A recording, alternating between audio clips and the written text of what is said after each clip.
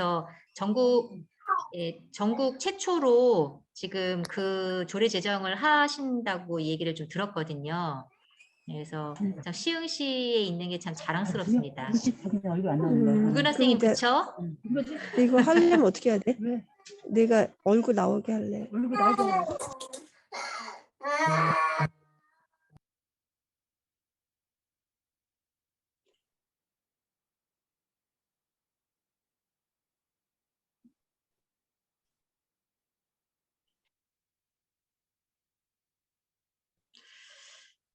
네, 10시가 됐네요. 인사하고 강의 듣도록 하겠습니다. 여러분 안녕하세요. 안녕하세요. 네, 반갑습니다. 네, 이렇게 놀이와 인권이라고 하는 강의에 이렇게 함께 참여해 주셔서 너무 감사를 드립니다.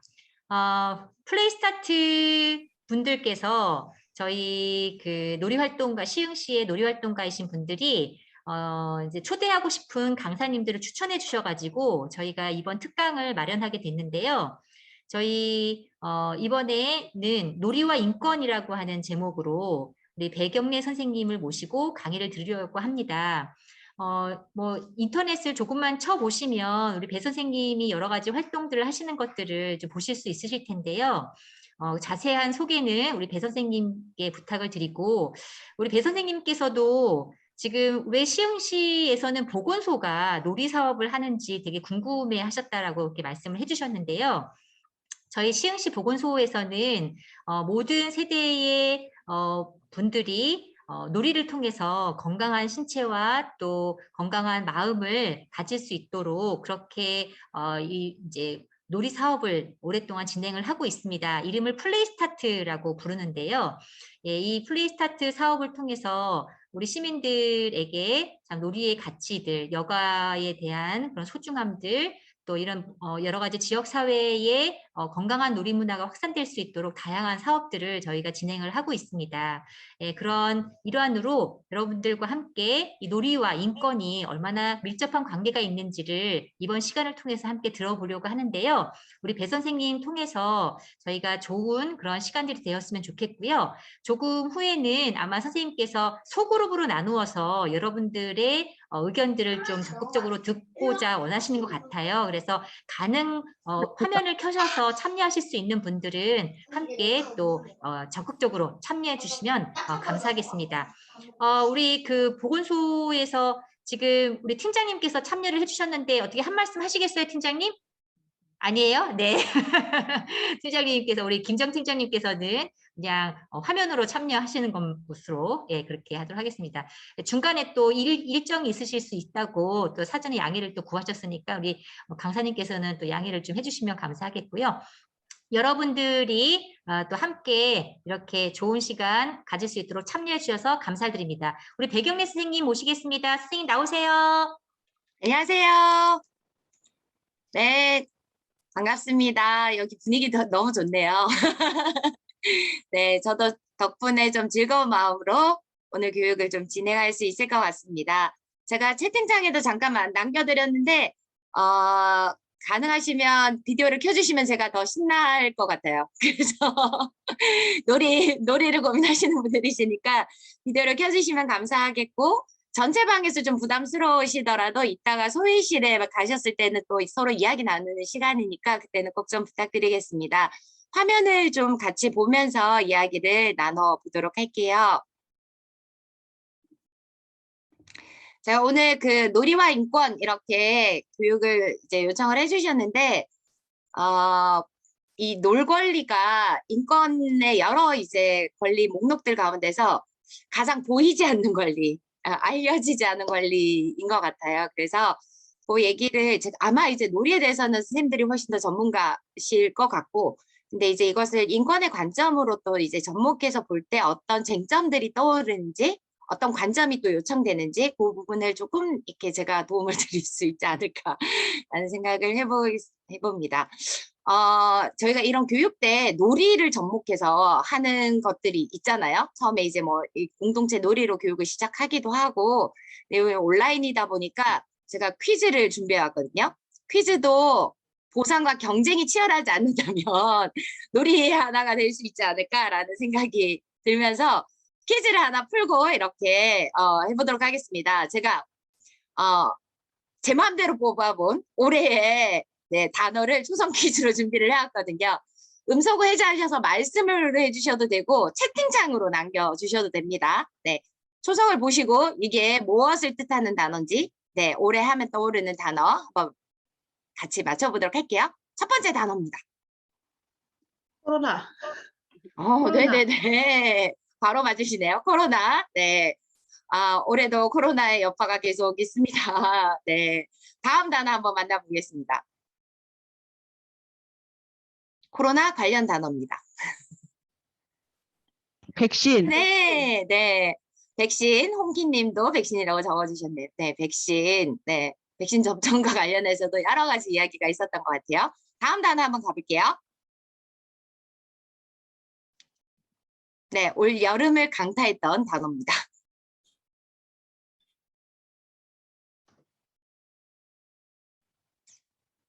놀이와도 관련 있어요. 올림픽. 네, 선생님. 올림픽 맞춰주셨네요. 네. 어떤 경기 가장 재미있게 보셨어요? 배구. 평원 선생님이 뭐 말씀하셨던 것 같아요? 배구. 네, 저도 네. 여자 배구 너무 재밌게 봤던 것 같습니다. 네. 네 번째 단어 한번 가볼게요. 오징어 게임. 네, 선생님. 어려운 단어인데, 네, 잘 맞춰주셨던 것 같아요. 오징어 게임. 네. 오징어 게임에도 놀이가 많이 등장하죠. 네, 근데 놀이가 이렇게 잔인하게 변주될 수 있다니 이런 생각을 하면서 이 드라마를 많이 보셨던 것 같아요. 다섯 번째 단어 한번 가볼게요. 올해 유독 이 관련 사건이 많이 보도되었습니다. 아동학대. 네, 제재훈 선생님. 네, 아동학대. 네, 맞습니다. 아동학대 피해자 치유에도 놀이가 많이 사용이 되죠. 네, 놀이가 인간의 삶에서 하는 역할들이 얼마나 좀 깊고 다양할 수 있는지 이런 것들도 생각해 보게 되는 것 같습니다. 지금 5개 단어를 제가 지금 골라왔는데요. 이 중에서 인권과 관련 없는 단어가 혹시 있을까요? 네, 이렇게 갸웃갸웃, 도리도리 이렇게 아니다 이렇게 표현해 주신 분들이 꽤 있으신 것 같은데요. 인권은 인간의 모든 삶과 연관이 되어 있는 것 같아요.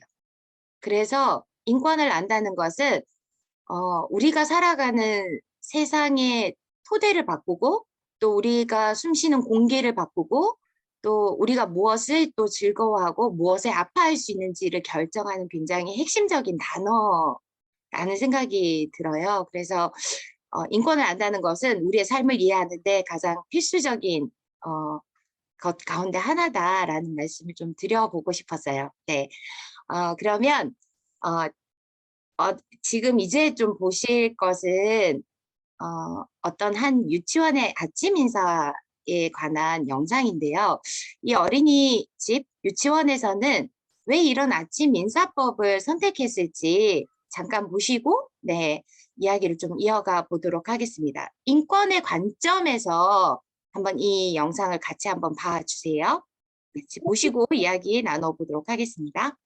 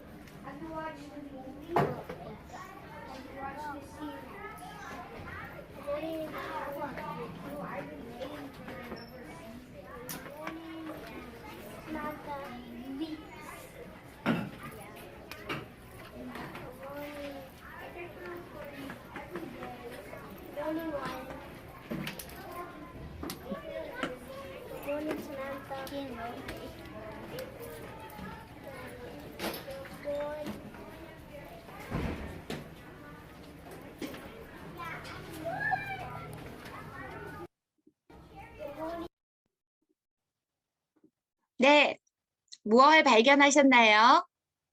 여기서는 왜 이런 아침 인사법을 선택할지 네, 잠깐 얘기 들어보고 네, 강의 이어가 보도록 할게요. 채팅창에 남겨주셔도 되고 음성 해제하고 말씀해 주셔도 됩니다. 제가 말해볼까요? 네, 스님. 사람마다 이 관계를 맺을 때 되게 뭐랄까 적극적인 사람은 포옹을 하거나 이렇게 표현할 수 있는 사람도 있지만 또 수줍은 사람 네. 또 자기의 강도와 그런 게 수준이 있는 것 같아요. 우리나라는 이제 인사할 때 무조건 어떤 하나의 규칙으로 강제하지만 이 영상에 나와 있는 거는 자기의 마음 상태, 자기의 어떤 네. 거 그런 것들을 선택할 수 있는 조건들이 주어져서 조금 더 네. 의 마음들을 배려하고 있는 것 같아서 더 인권에 친화적이지 않을까 생각이 들었습니다.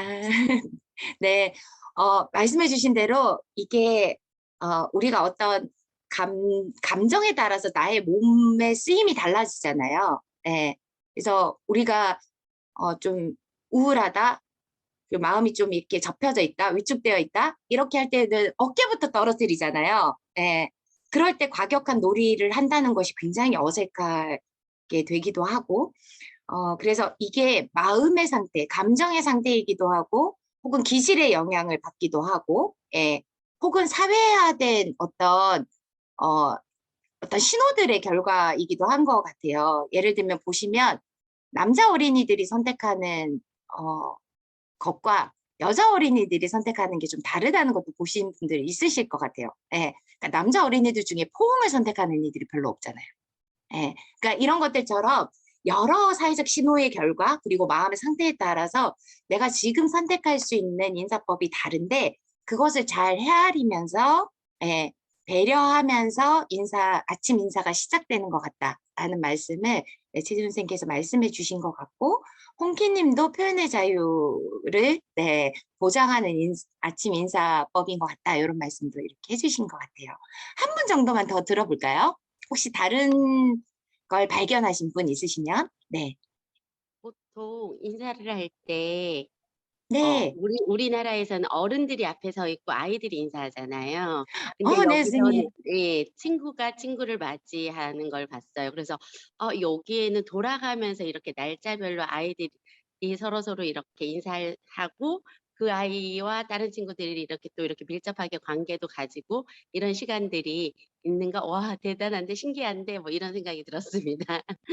네, 맞아요, 맞아요. 네. 저도 이 맞이하는 역할을 어린이에게 준다. 이게 굉장히 좀 중요한 지점이라고 생각을 했거든요. 네. 이게 우리가 막 그 학생들한테나 아니면 뭐 막 그런 얘기 이제 습관적으로 많이 하잖아요. 여기 공간의 주인은 너야. 주인의식을 가져. 이렇게 많이 얘기를 하는데 사실은 주인의식이라는 게 주인이 되는 권리로부터 나오는 거잖아요. 그래서 우리는 보통 책임이나 의식을 먼저 강조하는데 그것이 마땅히 자연스럽게 피어오르는 권리에 대해서는 별로 생각하지 않는 것 같거든요. 주인에게 주인의 자리를 주고 주인의 역할을 주고 그 속에서 주인의식이 싹틀 수 있도록 돕는다. 이 선택이 여기에서는 엿보이는 것 같습니다. 하나만 더 이렇게 좀 얘기 나누면 우리가 사람들에게 허용하는 신체에 안전 경계선이 있는 것 같아요. 그죠? 그래서 갑자기 그 훅 치고 들어오면 혹은 우리가 아직 저에게까지 할 사람이 관계가 아닌 것 같은데 갑자기 너무 내밀한 질문을 하면은 그것은 굉장히 무례하다. 네, 무례하다고 느끼게 되는 것 같거든요. 그 엘리베이터를 탔을 때도 선생님들 시선 처리 이렇게 굉장히 신경을 쓰시잖아요. 그 많이 보면은 그게 무례하다고 느껴질 수 있으니까. 그러니까 이게 이제 각자에게 지켜져야 될 신체의 경계선이 있기 때문인 것 같거든요. 네. 근데 이것을 그냥 이제 잘 존중해야 된다. 저 사람이 허락하는 범위 내에서 우리가 상대에게 다가가고 관계 맺고 터치하고 이래야 된다는 거. 이것이 이제 폭력을 예방하는 데 굉장히 중요한 감각이잖아요. 그래서 말로만 친구들끼리 함부로 대하지 마, 때리지 마 이렇게 얘기하는 것이 아니라 자연스럽게 이런 일상의 의례들을 통해서 저 사람이 허용하는 범위 내에서 내가 내 몸의 범위를 조정해야 된다. 이런 것들을 이렇게 배울 수 있게끔 하는 것인 것 같아요. 근데 이게 놀이에서도 굉장히 중요하죠, 선생님. 서로를 해치지 않는 놀이가 되기 위해서도 굉장히 중요한 감각이기도 한 것 같아서 인권과 놀이의 구성 원리라고 해야 될까요? 그것이 별로 그렇게 다르지 않다라는 생각들도 해보게 되는 장면이었던 것 같습니다. 이어서 조금 더 이야기를 가보도록 할게요, 선생님들. 네, 방금 이제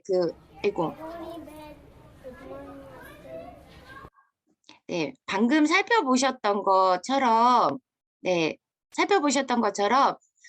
이것을 우리가 좀 일상적으로 계속해서 연습하는 것, 인권에 대한 감각을 키울 수 있으려면 그런 것들이 우리 모두에게 필요한 것 같고 그런 차원에서 오늘 또 교육도 이루어지지 않나라는 생각을 해보게 됩니다. 이건 잠깐 넘어갈게요.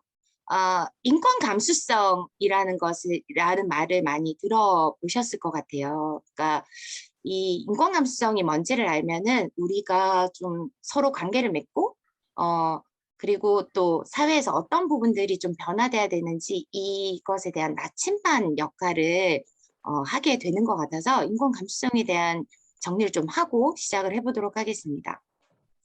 감수성을 사전에서 찾아보면 외부 세계에서 오는 자극을 받아들이고 느끼는 어떤 성질, 어떤 민감성 이렇게 이제 주로 정의가 되어 있어요. 근데 요게 좀 약간은 이제 수동적인 느낌을 주는데 인권이라는 것은 느낀다 그리고 반응한다. 반응이란 거 있을 수밖에 없는 거잖아요. 그래서 오히려 외부 세계의 자극을 받아들이고 느껴서 거기에 응답한다에 가까운 단어가 인권 감수성인 것 같아요. 그래서 저희는 인권 감수성보다는 인권 감응성이라는 단어로 좀 바꿔 부르는 것이 더 적절하지 않나 이런 얘기를 하는데 왜 감응성이라고 이야기하는지에 대한 얘기를 조금 더 이어서 가보도록 하겠습니다. 인권 감수성이라는 것은 인권이 어떤 신호를 보내오면 거기를 딱 지각해서 이상한데? 뭐가 좀 문제가 있는데? 뭔가 변화가 필요한데? 이렇게 이제 감각하는 것을 인권 감수성이라고 볼 수가 있어요. 예를 들면 제가 이제 막 오늘 교육을 준비하면서 막 이렇게 자료들을 찾다 보니까 아동의 놀 권리에 관해서 펴낸 어떤 자료집이 하나가 있더라고요. 근데 자료집 표지예요. 아동의 인권으로서 놀 권리가 필요하다라고 얘기하는 표지인데 선생님들 보시면서 좀 뭔가 이상하다 이런 게 혹시 보이시나요?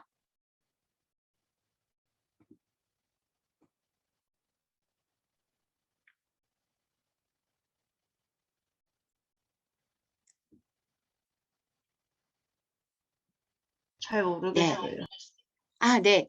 저도 이제 처음에는 다양한 놀이를 지금 어린이 때 하고 있네 이렇게만 봤었는데 저는 이게 어떤 의미에서는 현실의 반응이라고 볼 수도 네, 뽀글이님 줄넘기 하는데 우울하다.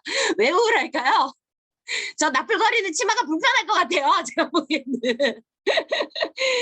네. 제가 여기서 본 것은 네, 혼자 놀고 있어서 그럴 수도 있다라는 생각이 들기도 해요. 이 놀이의 일종의 성별 고정관념이 저는 좀 반영되어 있는 그림이 그려져 있다 이렇게 생각을 했거든요. 물론 뭐 이렇게 반려동물에 대해서 좀 더 여자 어린이들이 더 관심을 갖고 이런 것들이 이제 경향적으로 부착되는 건 있어요. 그러나 여자 어린이들만 반려동물을 잘 이렇게 돌보는 것은 아니죠. 그리고 어떤 놀이들에 대해서 굉장히 이렇게 좀 역동적인 놀이라고 해야 되나요? 그런 것들이 이제 주로 또 남자 어린이들로 표현하고 이런 것들이 좀 있는 것 같아요. 그래서 우리가 이거를 보면서 이 두 가지가 필요하죠. 지금 현재 주로 어린이들이 성별에 따라서 이렇게 좋아하는 놀이가 구분되어 있다라는 건 현실일 수 있어요. 근데 그 현실은 어떤 의미에서 누구에게 적합한 놀이가 따로 있다라는 고정관념이 만들어낸 결과일 수도 있거든요.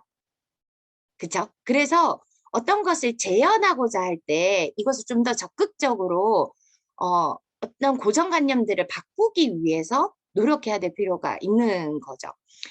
올해 아까 올림픽에서 여자 배구를 굉장히 즐겁게 보셨다라고 하셨던 분이 계셨는데, 이를테면은 배구에서 여자 배구가 주목받은 것이 정말 사실 얼마 되지 않았거든요. 이것은 스포츠계에 일종의 이제 여성 선수들이 잘 성장할 수 있는 환경이 갖추어져 있고, 스포츠 지도자로서까지 좀 전망을 갖고 계속 스포츠 생활을, 운동선수 생활을 이어갈 수 있는 환경이 구축되어 있지 않은 것과도 무관하지 않아요.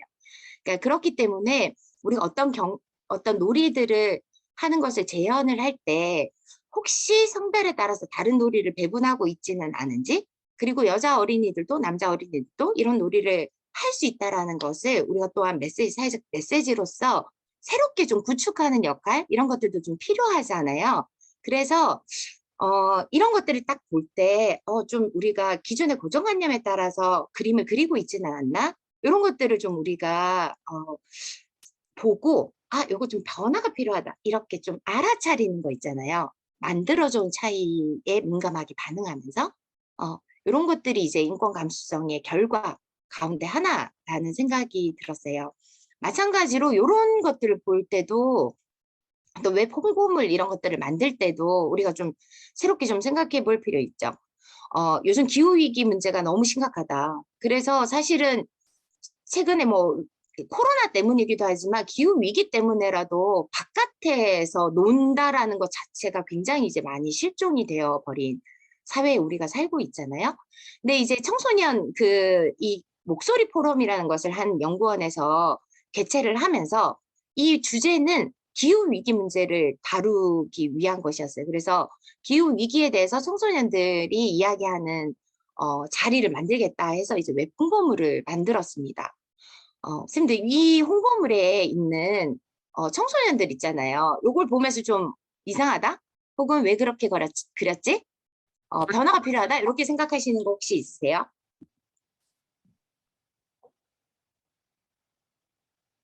여자는 다 네. 네. 교복 치마 이런 것들 찾아주신 거? 네네.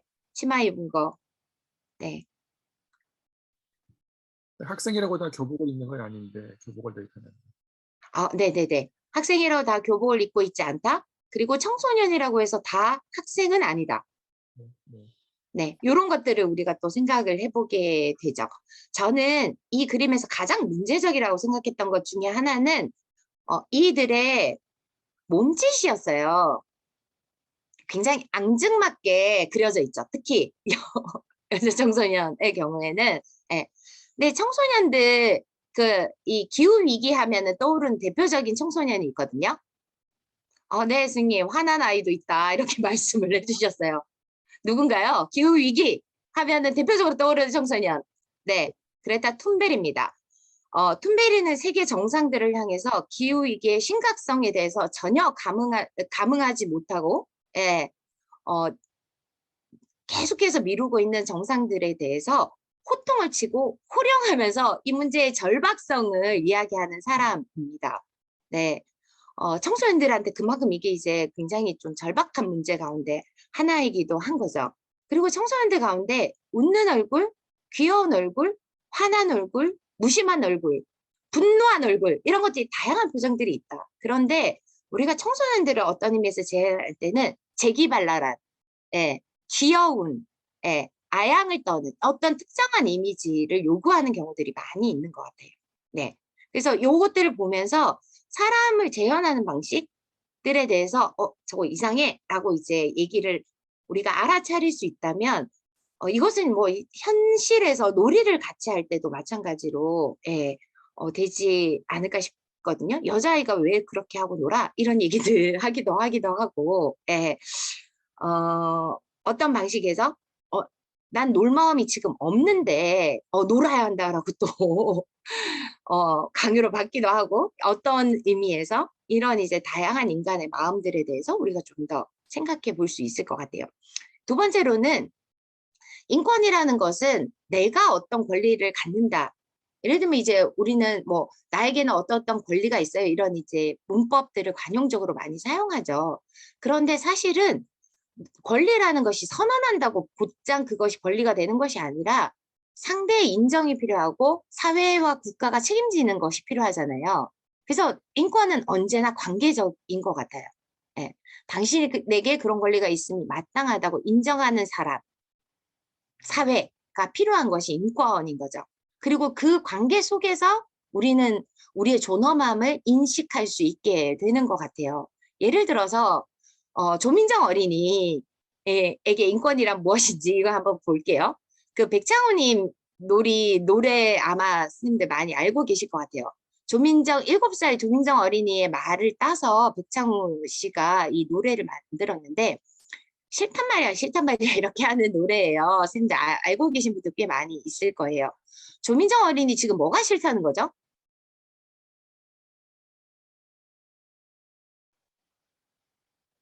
북에 밥 마른 거예요. 네, 조금 더 깊이 들어가 볼까요? 북에다 밥만 것만이 싫은 게 아닙니다.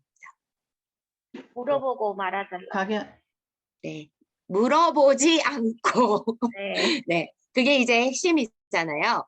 자, 그럴 때 이거를 이제 우리가 들었어요. 그럴 때 그러면 어떻게 해야 되죠? 아, 그렇구나. 다음부터는 꼭 물어보고 이야기할게 라고 해야지 이 인권이라는 것이 완성되는 거거든요. 이 어린이도 내가 틀린 말 한 것이 아니야 라는 것을 알 수 있고 자기의 의견을 표현하는데 자신감을 조금씩 길러 나갈 수 있을 거잖아요. 근데 닥치고 먹어, 밥만 먹으면 됐지 라고 하는 순간 이때 인권이 무너지잖아요. 존엄이 무너지거든요. 그래서 이런 것들을 우리가 같이 감각할 수 있다는 거, 이것이 인권 감수성인 것 같아요. 이것에 대해서 마땅히 인정하는 거. 예. 마찬가지로 이런 것도 있는 것 같아요. 요즘 애들 얼마나 살기 편하셨어? 공부만 하면 되는데 말이야. 우리 때는 말이야. 이런 얘기를 들으면 네, 어린이 청소년들 진짜 화를 많이 내거든요. 이런 말 들으면 어떠세요? 그러니까 자기들이 한번 우리가 돼서 살아보라지 이런 얘기를 많이 하는 것 같아요. 예. 과거의 기준에 빗대어 현재의 고통을 묵살하는 것. 네. 그리고 공부만 하는 것이 쉽다고 얘기하는 것. 예. 이것이 얼마나 지독한 일인데. 지금의 경쟁 중심적인 환경에서. 예. 이런 것들에 대한 인정들을 보면서 이 얘기를 들을 때 우리가 같이 화내줄 때 있잖아요. 예. 같이 분노해줄 때 이 어린 청소년들의 존엄 또한 완성이 되는 것 같습니다. 세 번째, 아까 감응성이라고 말씀드렸는데 뭔가 신호가 왔다면 거기에 감응할 수 있는 용기, 예, 이것이 이제 인권 감수성을 완성하는 세 번째 키워드인 것 같아요. 저는 감응성을 보여준 어린이들의 대표적인 예가 이건 것 같아요. 교과서에도, 초등학교 교과서에도 실려 있는데, 네, 살색 크레파스 이름이 지금은 뭘로 바뀌었죠, 선생님들? 살구색이요. 아, 네, 선생님. 이 변화의 주인공이 바로, 네, 어린이들이었어요. 이 어린이들이 처음에 이 살색 크레파스의 문제의식을 느꼈던 것이 뭐였냐면은, 가까이에서 만나본 외국인 이주노동자분들 때문이었거든요. 예. 그냥 우리가 흔히 쓰는 살색 크레파스가 이 사람들, 내가 가까이에서 만난 이 외국인 이주노동자, 들을 보는 순간, 이 사람들의 살색은 다른데 이 사람의 얼굴을 이 색으로 표현할 수가 없어. 이것 때문에 이 국가인권위 진정과 캠페인이 시작이 된 거였어요. 예. 저는 이게 굉장히 중요하고, 근데 이제 그래서 이제 바뀐 이름이 첫 번째는 연주황색이었잖아요. 근데 이 크레파스를 가장 많이 사용하는 어린이들이 부르기 어려워요. 라고 이제 얘기를 해서 다시 이 이름을 바꾸면서 살구색이 결국 이제 만들어졌습니다. 저는 이 변화들이 굉장히 이렇게 흥미로웠던 것 같아요. 첫 번째 감흥한 것은 우리와 한국인 이를테면 이 한국의 이제 선주민이라고 불리는 사람들의 피부색도 다 다르죠. 사람마다 피부색이 다르다. 왜냐면 우리 다들 이렇게 피가 섞여 있잖아요. 네, 그쵸? 우리 조상 중에도 막 이주민들이 있고, 예. 그래서 이 피부색이 우리도 다 다르고, 그리고 이 이주민들을 또한 표현하기 위해서는 이 살색이라는 것이 한 가지 색으로 특정되어서는 안 된다라는 것. 그러니까 다름에 대해서 감흥한 거예요. 두 번째로는 이것을 주로 이용하는 동료 어린이들의 어떤 불편에 감흥을 한 거죠. 예. 근데 그것을 가만히 있지 않고 불만만 갖고 있는 것이 아니라, 예, 이것을 사회적인 활동으로 전개하는 것, 이것이 이제 인권 감수성이라고 볼 수가 있습니다. 네, 마찬가지로 이런 거잖아요. 코로나 개인 방역 수칙, 예, 에서 사람들이 가장 지키기 어려운 것은 무엇인가요? 라는 설문조사를 얼마 전에 했던데, 그때도 1위를 차지한 게 이거였어요. 아프면 3, 4일 집에 머물기. 예. 누가 3, 4일 집에 머물 수 없죠? 일하는 사람들. 네. 이 권리를 행사할 수 있는 노동자들이 정말 손에 꼽힌다는 거.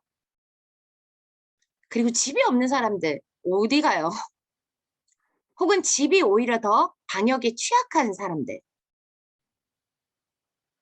다중 밀집 시설에서 살고 있는 사람들. 이런 사람들을 떠올리게 되죠. 예. 그냥 아프면 그리고 3, 4일 집에 머문다고 했을 때 이 집은 쉼의 공간, 안전의 공간, 회복의 공간이란 전제가 있어요. 근데 이 집이 더 위험한 사람들이 있죠. 아파도 쉴 수 없는 사람들 집에서. 예. 주부들이 대표적인 것 같고요. 예. 누구를 돌보느라 쉴 수 없는 사람들이 있죠. 자기가 아픈데도. 예. 또 하나는 이런 사람들이 있는 것 같습니다. 코로나19 초기에 영국 BBC 앵커가 손등에 숫자를 적어서 방송을 했어요. 이 번호로 전화하세요. 누구한테 했던 말인가? 코로나로 집에 고립되어서 더 위험해진 사람들. 예, 가정폭력의 피해자들, 아동학대의 피해자들입니다. 실제로 한국 사회에서도 이게 더 늘어났다는 것이 통계적으로 지금 확인이 되고 있습니다. 재난은 모두에게 찾아오지만 그 재난의 고통은 불평등의 구조를 타고 오히려 또 증폭되는 경우가 있는 것 같아요. 그래서 우리가 이런 상황에서 사람들이 집 밖을 나오기가 좀 더 어렵다? 사회적 관계로부터 고립된다? 이 고립이 더 위험한 조건에 놓이게 되는 사람들을 알아차릴 수 있다면 빨리 정책이 수립될 것 같아요. 지자체가 먼저 나서서 이 사람들을 발굴하고 안전한 집 안부를 묻는 전화를 한다거나 방문을 한다거나 이런 일들을 할 수 있게 되는 것이겠죠. 예, 이게 인권 감수성인 것 같습니다. 그래서 인권 감수성을 갖게 되면 질문이 많아져요, 선생님들. 예, 이래도 되는 걸까? 이건 이상하지 않나? 예, 이거 불편한데 어떻게 하면 좋지? 이런 질문이 많아지는 것 같고 질문하는 힘이 생기면 감수성도 더욱 두터워지는 것 같거든요. 그래서 이 인권 감수성을 가지고 놀이에도 그렇다면 투영해 보면 정말 많은 이야기들이 발견될 것 같습니다. 그렇다면 놀 권리를 이제 어떻게 말할 것인가에 대한 얘기로 좀 넘어가 보도록 할게요. 네. 네. 인간의 하루에 꼭 필요한 시간. 선생님, 어떤 시간이 인간의 하루에는 꼭 필요한가요? 잠잘 시간. 그럼요. 자야죠. 자야 됩니다. 먹어야죠. 먹어야죠.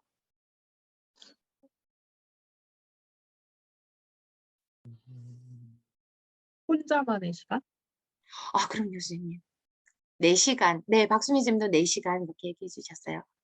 네. 홀로 고요히 있을 수 있는 시간. 필요해요. 네. 또 언제가 있을까요?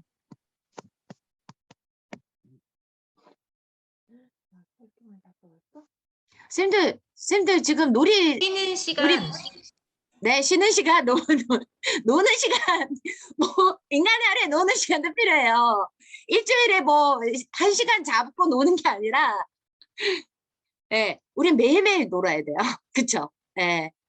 그리고 궁리할 시간, 네, 사색할 시간이기도 하겠죠? 네. 아무것도 안 할 시간, 멍 때릴 시간, 네, 공부할 시간, 네, 선생님, 홍긴 선생님, 멍 때릴 시간, 공부할 시간, 시민이 될 시간, 다 누군가를 필요합니다. 네, 누군가를 최재 선생님. 누군가를 만날 시간이. 그럼요. 네, 만날 시간, 네, 다 필요합니다. 근데 내가 오늘 정말 도저히 누구도 만날 에너지도 없다.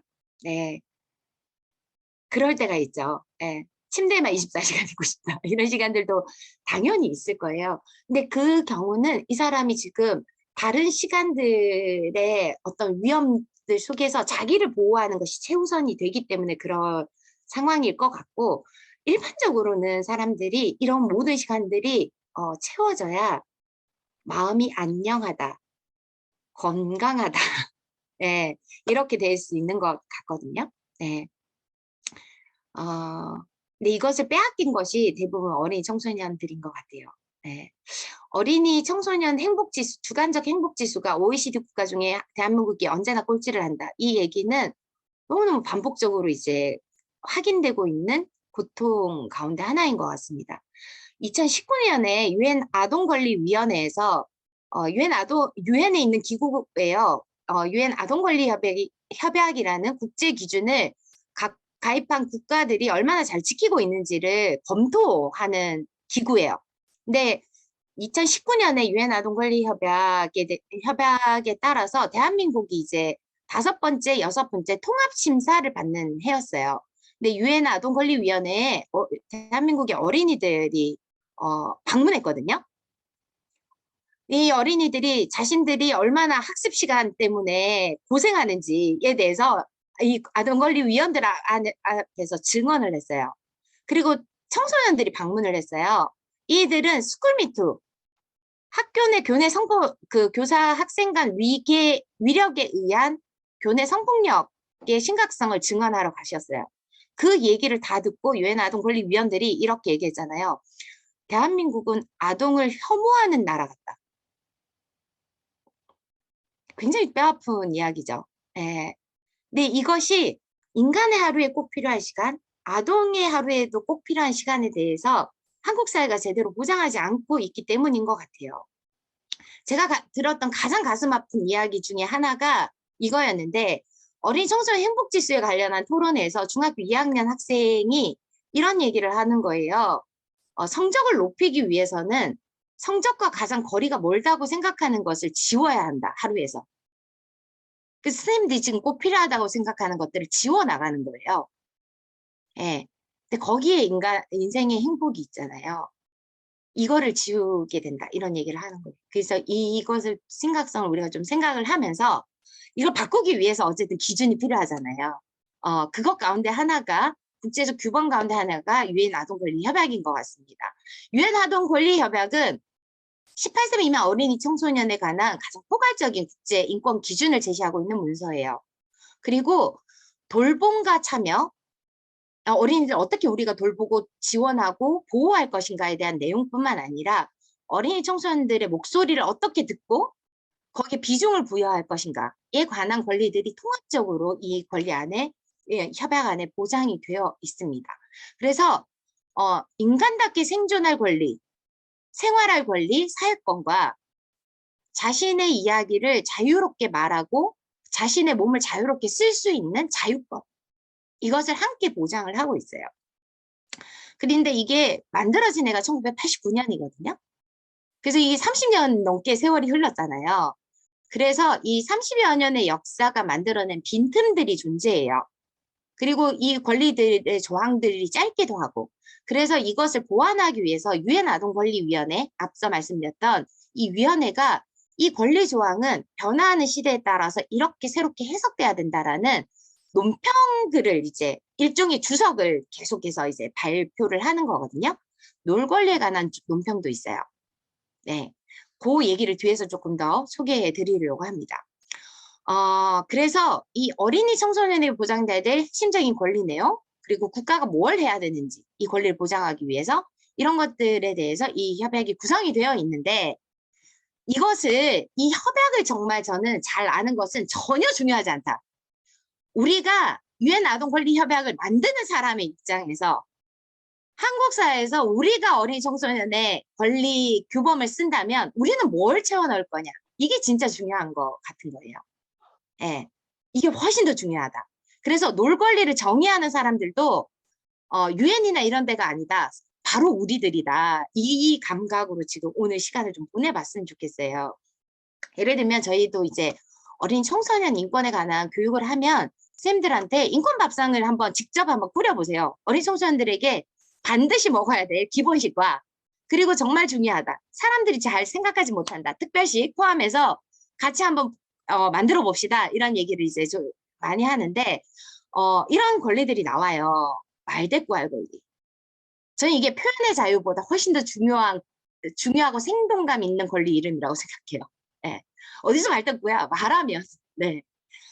뭔가 질문했는데 가만히 있다가 왜 가만히 있냐고 말을 했더니 왜 말대꾸 하냐고 이렇게 타박을 받았다 이런 얘기를 하는 이제 청소년들도 있기도 했던 것 같아요. 네.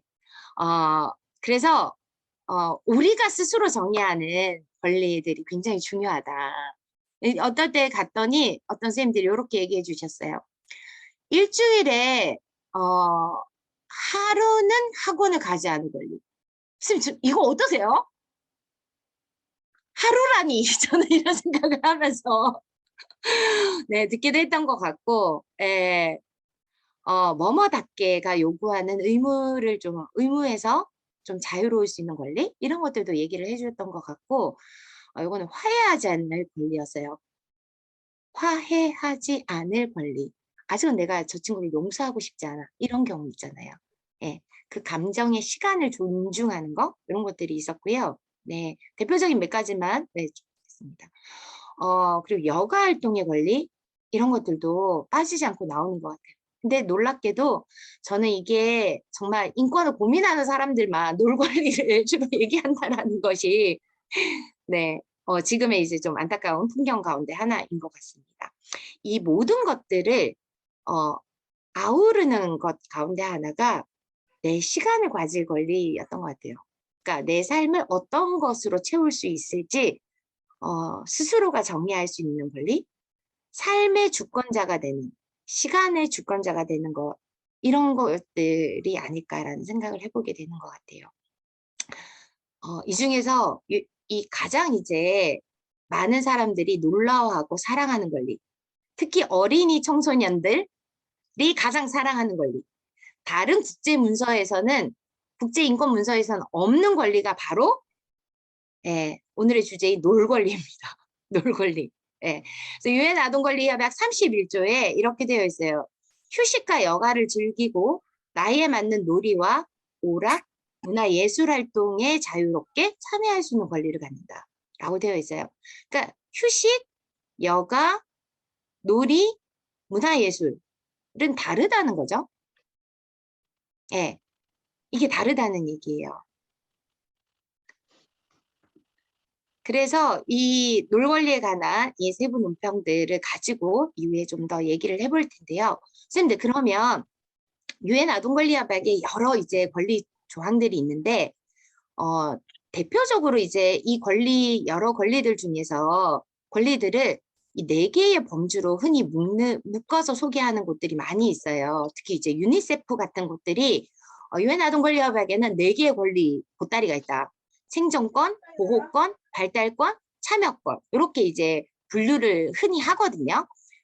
저는 이것에 반대하는데 이런 분류법에 예를 들면 이 놀 권리를 가지고 얘기할 때 한번 들어가 볼게요. 선생님, 이 놀 권리는 어떤 범주에 들어갈까요? 생존권일까요? 보호권일까요? 발달권일까요? 참여권일까요? 발달이요. 네, 흔히 발달권으로 분류돼요. 놀이를 통해서 성장한다, 발달한다. 저는 다 들어갈 것 같은데요. 네, 최재훈 쌤 왜 다 간다고 생각하실까요? 우리는 아이들이 이제 어느 모임에서 아이들이 그런 말을 했더라고요. 자기는 놀이가 숨 쉬는 것 같다고. 아, 네. 그거는 생존과도 관련이 있고요. 네. 놀이를 통해서 자기를 보호할 수 있는 능력, 역량을 키우기도 하고요. 네. 전 놀이만큼 민주주의를 연습할 수 있는 방법은 없다고 생각이 들어요. 네네네. 네. 네네네. 나아가서 쌤 말씀에 하나도 저 보태기 없고 나아가서 하나만 더 이렇게 떠올려 본다면 네, 난조님도 올 모두 이렇게 얘기를 해주셨는데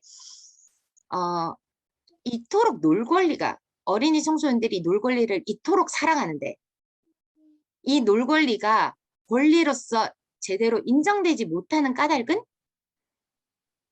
이들이 가장 사랑하는 권리를 권리로서 실현할 수 있는 사회적 힘, 참여할 권한이 없기 때문이겠죠.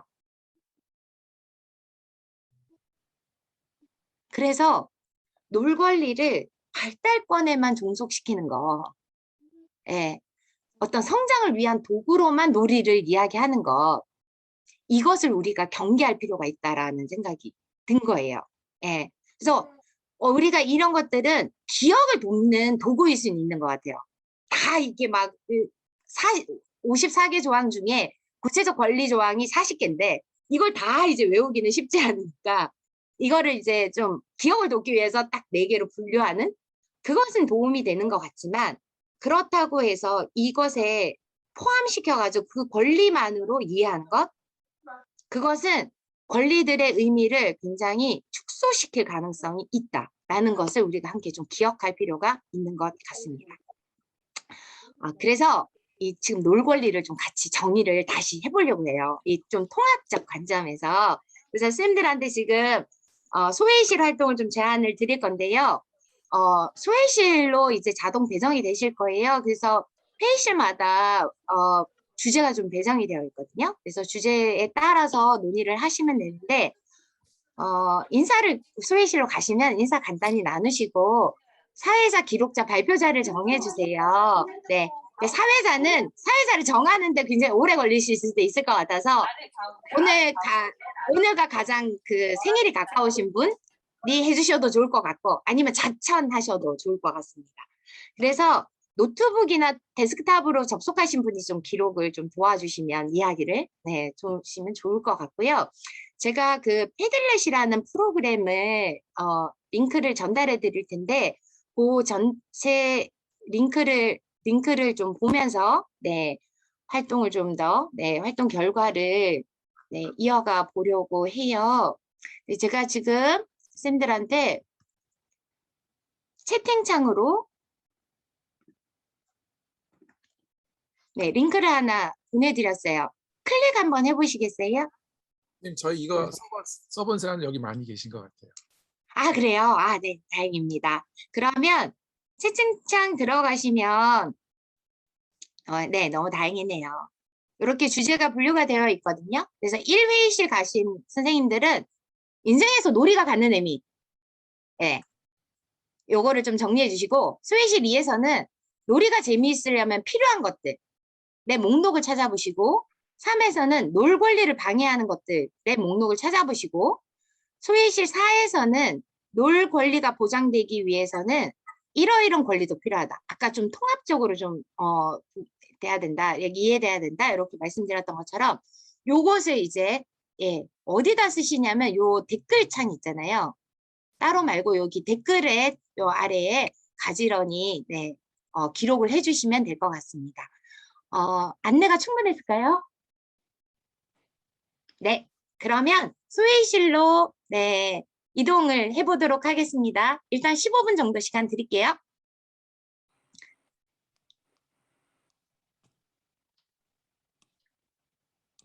네, 쌤 이태경 선생님, 소외실 이동 부탁드릴게요.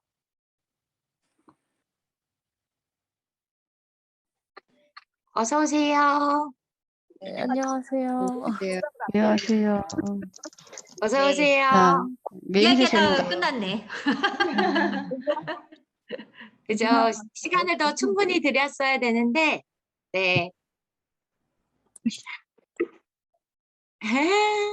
귀여워. 최연소 참가자가 계시네요. 네, 반갑습니다.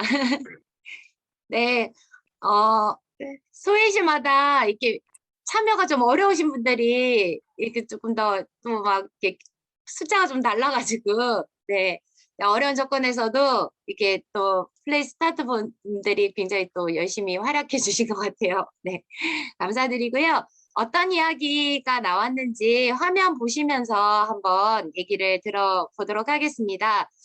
네, 먼저 소혜 씨, 1모듬. 네, 어떤 분이 이야기해 주실까요? 인생에서 놀이가 갖는 의미. 네, 제가 얘기할게요. 네. 네, 저희는 얘기를 하는 중에 갑자기 나오게 돼가지고 일단 패들렛에 남긴 내용 중심으로 말씀을 드리면 행복한 삶이라고 또 어떤 분이 남겨주셨고 삶의 주인, 그리고 어떤 분은 놀이는 일 또는 공부와 대비되는 활동으로 삶의 균형을 잡는 중요한 의미를 갖는다.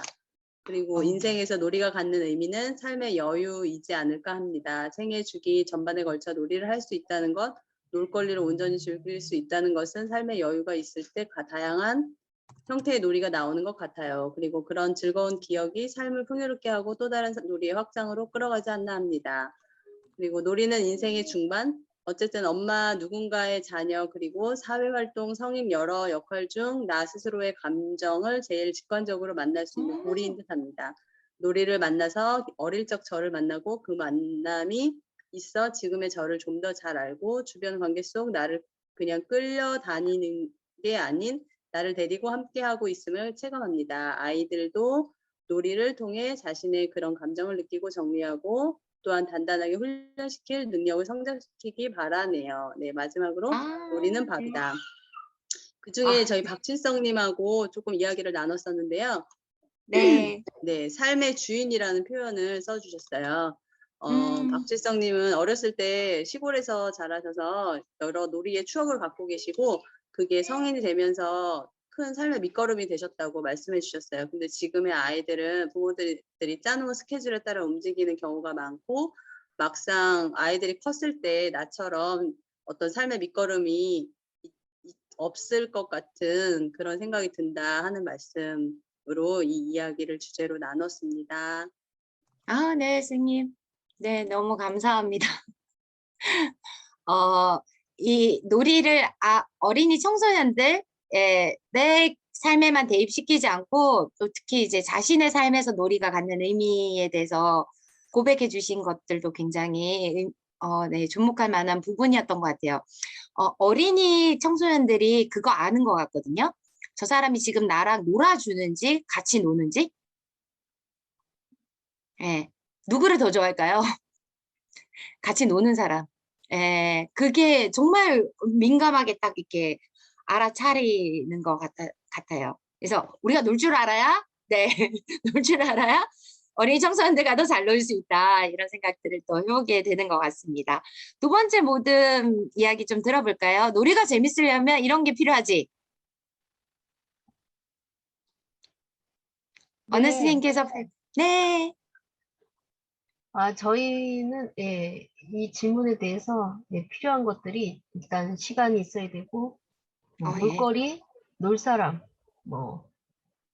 부모나 친구, 놀 장소, 방해하지 않는 사람. 저번처럼 뉴스에 나온 것처럼 그 남의 놀이터에서 놀았다고 신고니 도둑이니 말했던 이상한 사람, 그런 사람 없어야 되고, 그리고 아이가 놀게 그냥 가만히 냅두는 거, 그것도 중요하다, 이런 얘기를 했습니다.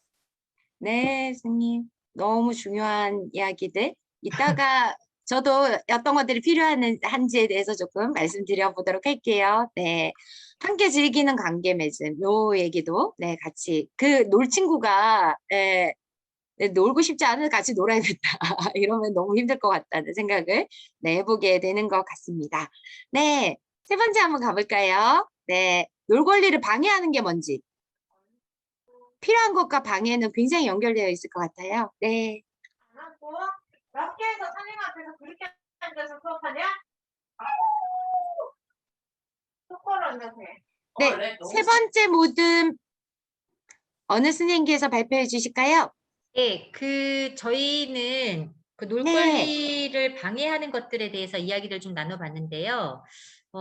그 학업 격차에 대해서 학생들이 좀 많이 스스로들을 많이 좀 불안해한다라는 그런 이야기도 좀 해주셨고, 그리고 공부에 대한 중압감이 너무 커서 스스로 놀이하는 시간들을 좀 가지지 못한다라는 얘기도 해주셨고, 그다음에 뭐 공부 잘하는 애들을 더 예뻐하고 더 이렇게 추켜 세우고 더 나은 인간이라고 이야기하는 그런 사회적인 편견들, 이런 것들로 인해서 이제 본인이나 또 그 부모님들이나 이제 불안해하시고 이런 것들이 영향을 미치고 있고, 그다음에 안전하게 아이들이 놀 수 있는 환경이 조성되지 못하기 때문에 늘 어른들이 동반된다라든지 아이들끼리 놀려고 할 때 제재를 가한다라든지 이런 것들이 너무 많아서, 예전에는 우리가 먼 곳까지 아이들이 가서 놀기도 하고 그게 누비고 다녔는데 그런 것들이 좀 많이 제한되어 있다라는 그런 말씀도 해주셨고요.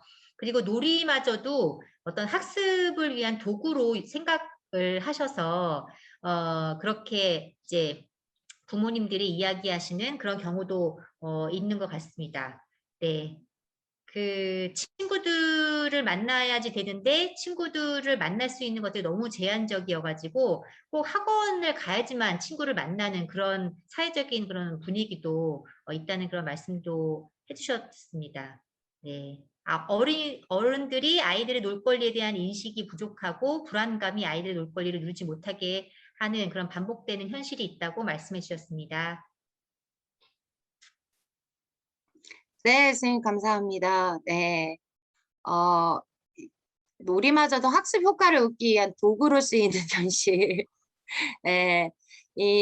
진짜 도구로서의 놀이와 진짜 놀이는 다르다. 이 말씀도 굉장히 인상적이었던 것 같습니다. 그럼 놀 권리를 위해서는 뭐 이런 권리도 필요하다. 네. 정리를 해주셨는데요. 네 번째 모듬 한번 이어서 들어보겠습니다. 제가 발표하겠습니다. 시작하자마자 우리 남자 선생님께서 이거는 윤리나 도덕의 문제가 아니라 아예 법으로 꽝꽝 보장을 받아야 된다. 그런 얘기를 했고요. 그다음에 여러서 나온 게 이제 그 장소에 대한 얘기를 해주셨어요. 그러니까 자기가 놀고 싶은 장소에서 길이든 뭐 어디든 놀고 싶은 데서 놀고 싶은 그런 권리를 보장해야 된다는 얘기를 해주셨고요.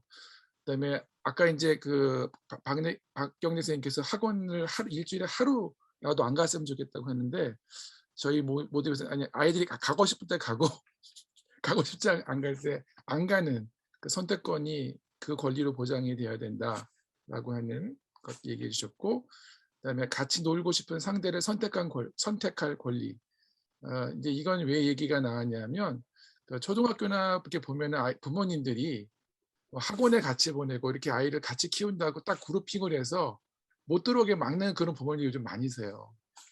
그래서 친구도 부모들이 아예 그냥 짜버리는 그런 경우들이 많아서 아이들이 그 선택할 수 있는 권리를 박탈하거든요. 놀 상대를 선택할 수 있는 권리, 그리고 그다음에 이제 방해받지 않고 놀 권리. 저희 모임에 그 이제 4개월 아이를 키우신 어머님도 들어오셨는데, 그 아이마저도 그 엄마가 뭘 할 때 이게 방해할 때 싫어하는 의사 표현을 한다고 하시더라고요. 4개월 아이도. 그래서 그 방해받지 않고 뭔가를 할 수 있는 거리는 참 원초적이구나. 그걸 보장해야 된다는 얘기를 하셨고, 그다음에 이건 좀 제가 설명을 잘할지 모르겠는데, 또 위험이라든지 뭔가 도전하는, 부모님들이 동의하지 않은 행동을 할 때 부모님으로부터 믿음을 받을 권리, 넌 해도 괜찮다라고 하는 그런 동의를, 그 믿음을 받을 권리에 대한 이야기를 해주셨고, 그다음에 무조건 수용받을 권리, 인간으로 존중받을 권리, 이런 얘기를 해주셨습니다. 네, 이상입니다. 선생님 하나만 더 여쭤볼게요. 굉장히 동의하면서 들었고, 놀 권리를 위해서 인간으로서 존중받을 권리는 왜 필요한가요? 인간으로 존중받을 권리를 채팅창에 써주셔서 설명을 한번 네. 누가 그런 얘기 해주셨는지. 예. 네. 저희 누가 그 얘기 해주셨나요? 잠깐만요.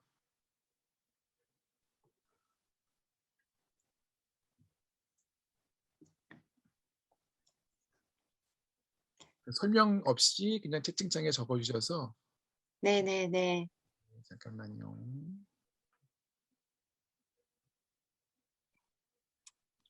혹시 짐작되시는 거 있으실까요? 다른 분들도 좋아요. 네.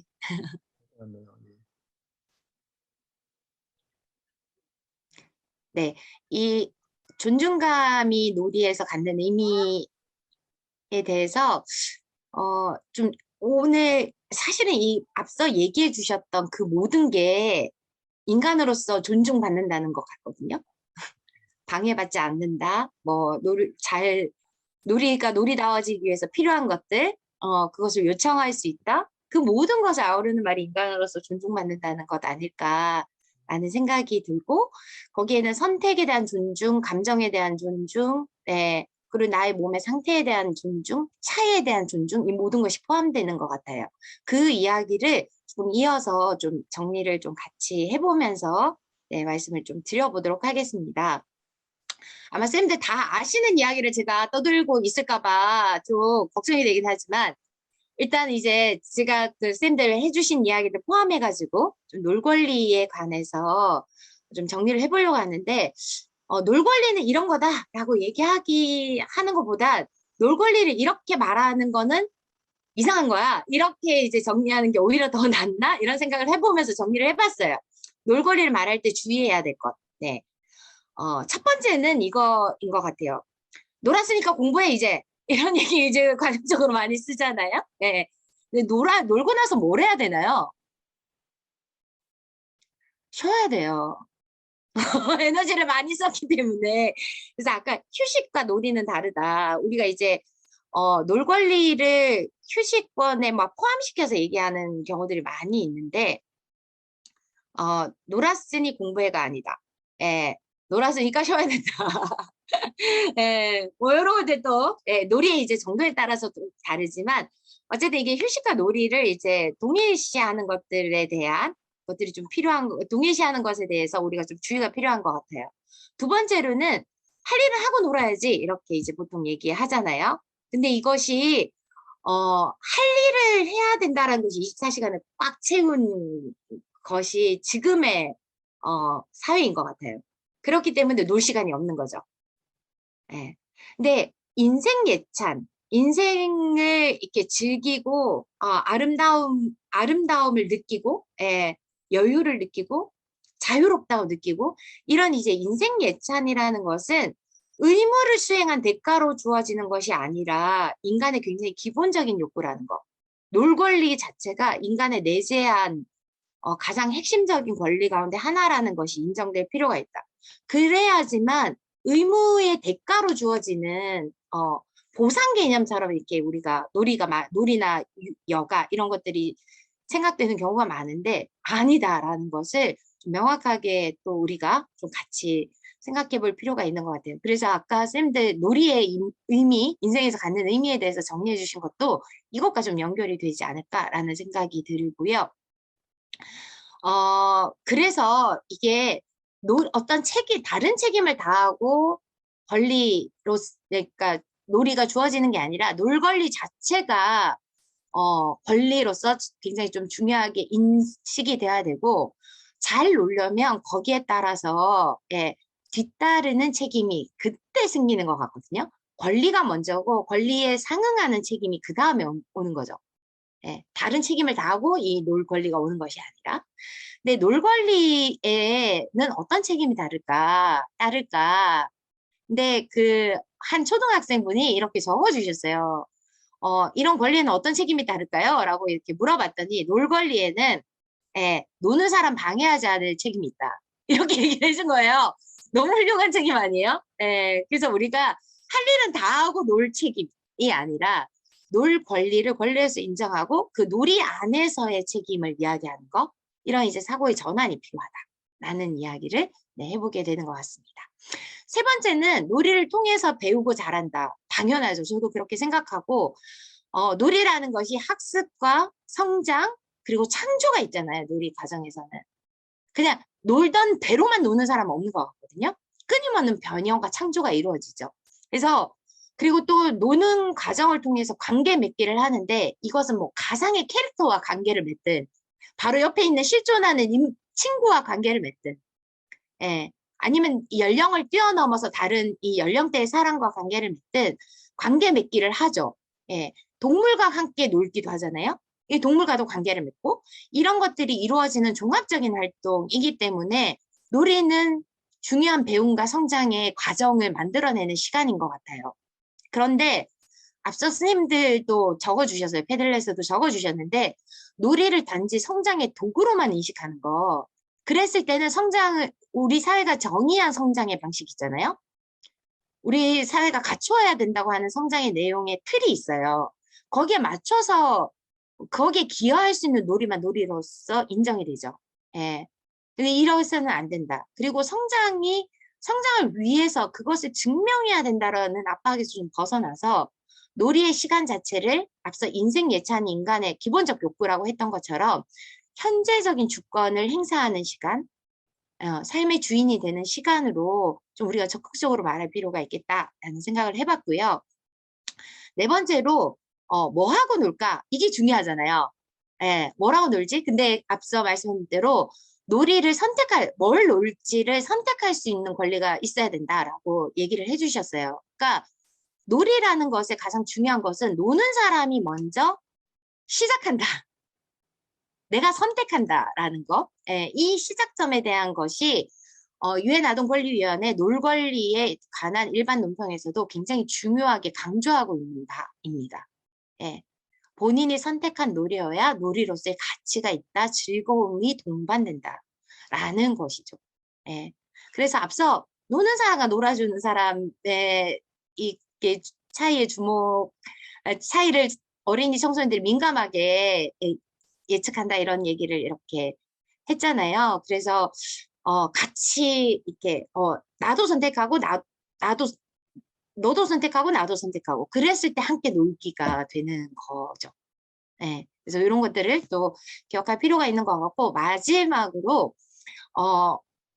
같이 놀아야지 밖에 나가 놀아 이런 얘기도 좀 많이 하는 것 같아요.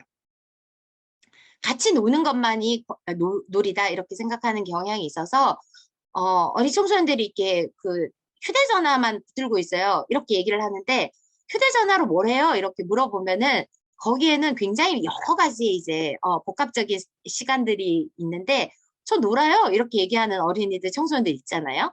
예, 휴대전화 안에 어떤 세계와 노는 거죠. 그래서 어떤 놀이는 혼자 하는 놀이도 있다라는 거. 그리고 혼자 노는 것을 좋아하는 사람도 있다. 예. 그리고 밖에 나가 놀아. 라고 할 때도 우리가 밖에서 흙을 만지고 자연과 교감하고 이렇게 얘기하는. 물론 자연과의 교감은 너무너무 중요한 일인 것 같아요. 예. 흙, 땅, 이것들과 교감하는 것도 너무너무 중요한데 그것만이 유일한 방식은 아니다. 라는 것을 또 인정하는 것도 필요한 것 같습니다. 놀이의 방식은 인간의 고유성과 너무너무 직결되어 있어서 하나의 방식을 강요할 때, 하나의 공간만을 강요할 때는 어떤 사람에게는 그것이 불편하거나 불안한 시간이 될 수 있다는 것을 또 강조할 필요가 있는 것 같아요.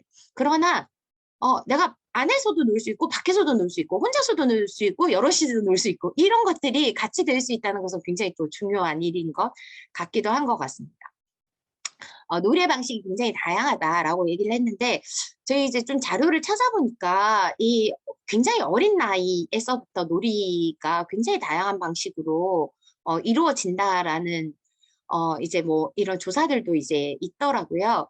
근데 이것을 흔히 어떤 발달 단계에 따라서 아주 영유아 시기에는 이렇게 놀고 자라면서 이런 것들을 발달시켜줘야 되고 이렇게 이제 이야기를 하는 경우들이 많이 있는데 발달 단계로만 우리가 좀 구속되지 않으면서 다양한 놀이를 다양한 방식으로 인간의 모든 생애에서 즐길 수 있다. 이런 관점으로 좀 접근해 보면 어떨까 하는 생각이 이렇게 들었어요. 네. 어떤 어린이는 혼자서 그림을 그리는데 옆에서 같이 그림을 그려주는 사람이 그림을 그리고 같이 이야기하는 사람이 있을 때 굉장히 즐거워하는 어린이들 있잖아요. 예. 그리고 같이 뭔가를 만드는 것을 좋아하는 어린이들도 있고, 예. 때로는 막 이렇게 좀 어떤 의미에서 경쟁적인 놀이? 저 어렸을 때는 뛰어내리는 놀이 굉장히 많이 했던 것 같은데 이런 것들 누가 더 높은 곳에서 뛰어내리나 누가 더 높은 나무 위까지 올라가는 이런 식의 것들 속에서도 그리고 또 드라마, 연극 이런 것들을 굉장히 좋아하는 어린이들도 있고, 그러니까 서사를 좋아하는 어린이들도 있잖아요. 예. 그러니까 이런 여러 놀이의 방식들이 있다라는 것을 우리가 좀 인정하는 것이 좀 필요한 것 같고, 그거에 맞춰서 이제 놀이의 기구들도 굉장히 많이 개발되어 있잖아요. 놀이터에 어떤 놀이들이 있는지만 봐도 알 수 있죠. 예. 그래서 이 놀이 기구들도 굉장히 다양한 어떤 놀이의 방식을 허용하는 방식으로, 네, 인정하는 방식으로 발달이 되어 있기도 한 것 같습니다. 그리고 개인의 기질, 내 차이 이런 것들도 우리가 좀 인정할 필요가 있는 것 같아요. 두 번째 이야기는 놀이가 재밌으려면 뭐가 필요한가에 대한 이야기인데요. 선생님들이 다들 해주셨던 얘기들과 제가 조금 더 덧붙인 이야기가 있는 것 같습니다. 하나는 자발성. 아까 노는 사람이 선택한다, 시작한다 이 얘기잖아요. 예.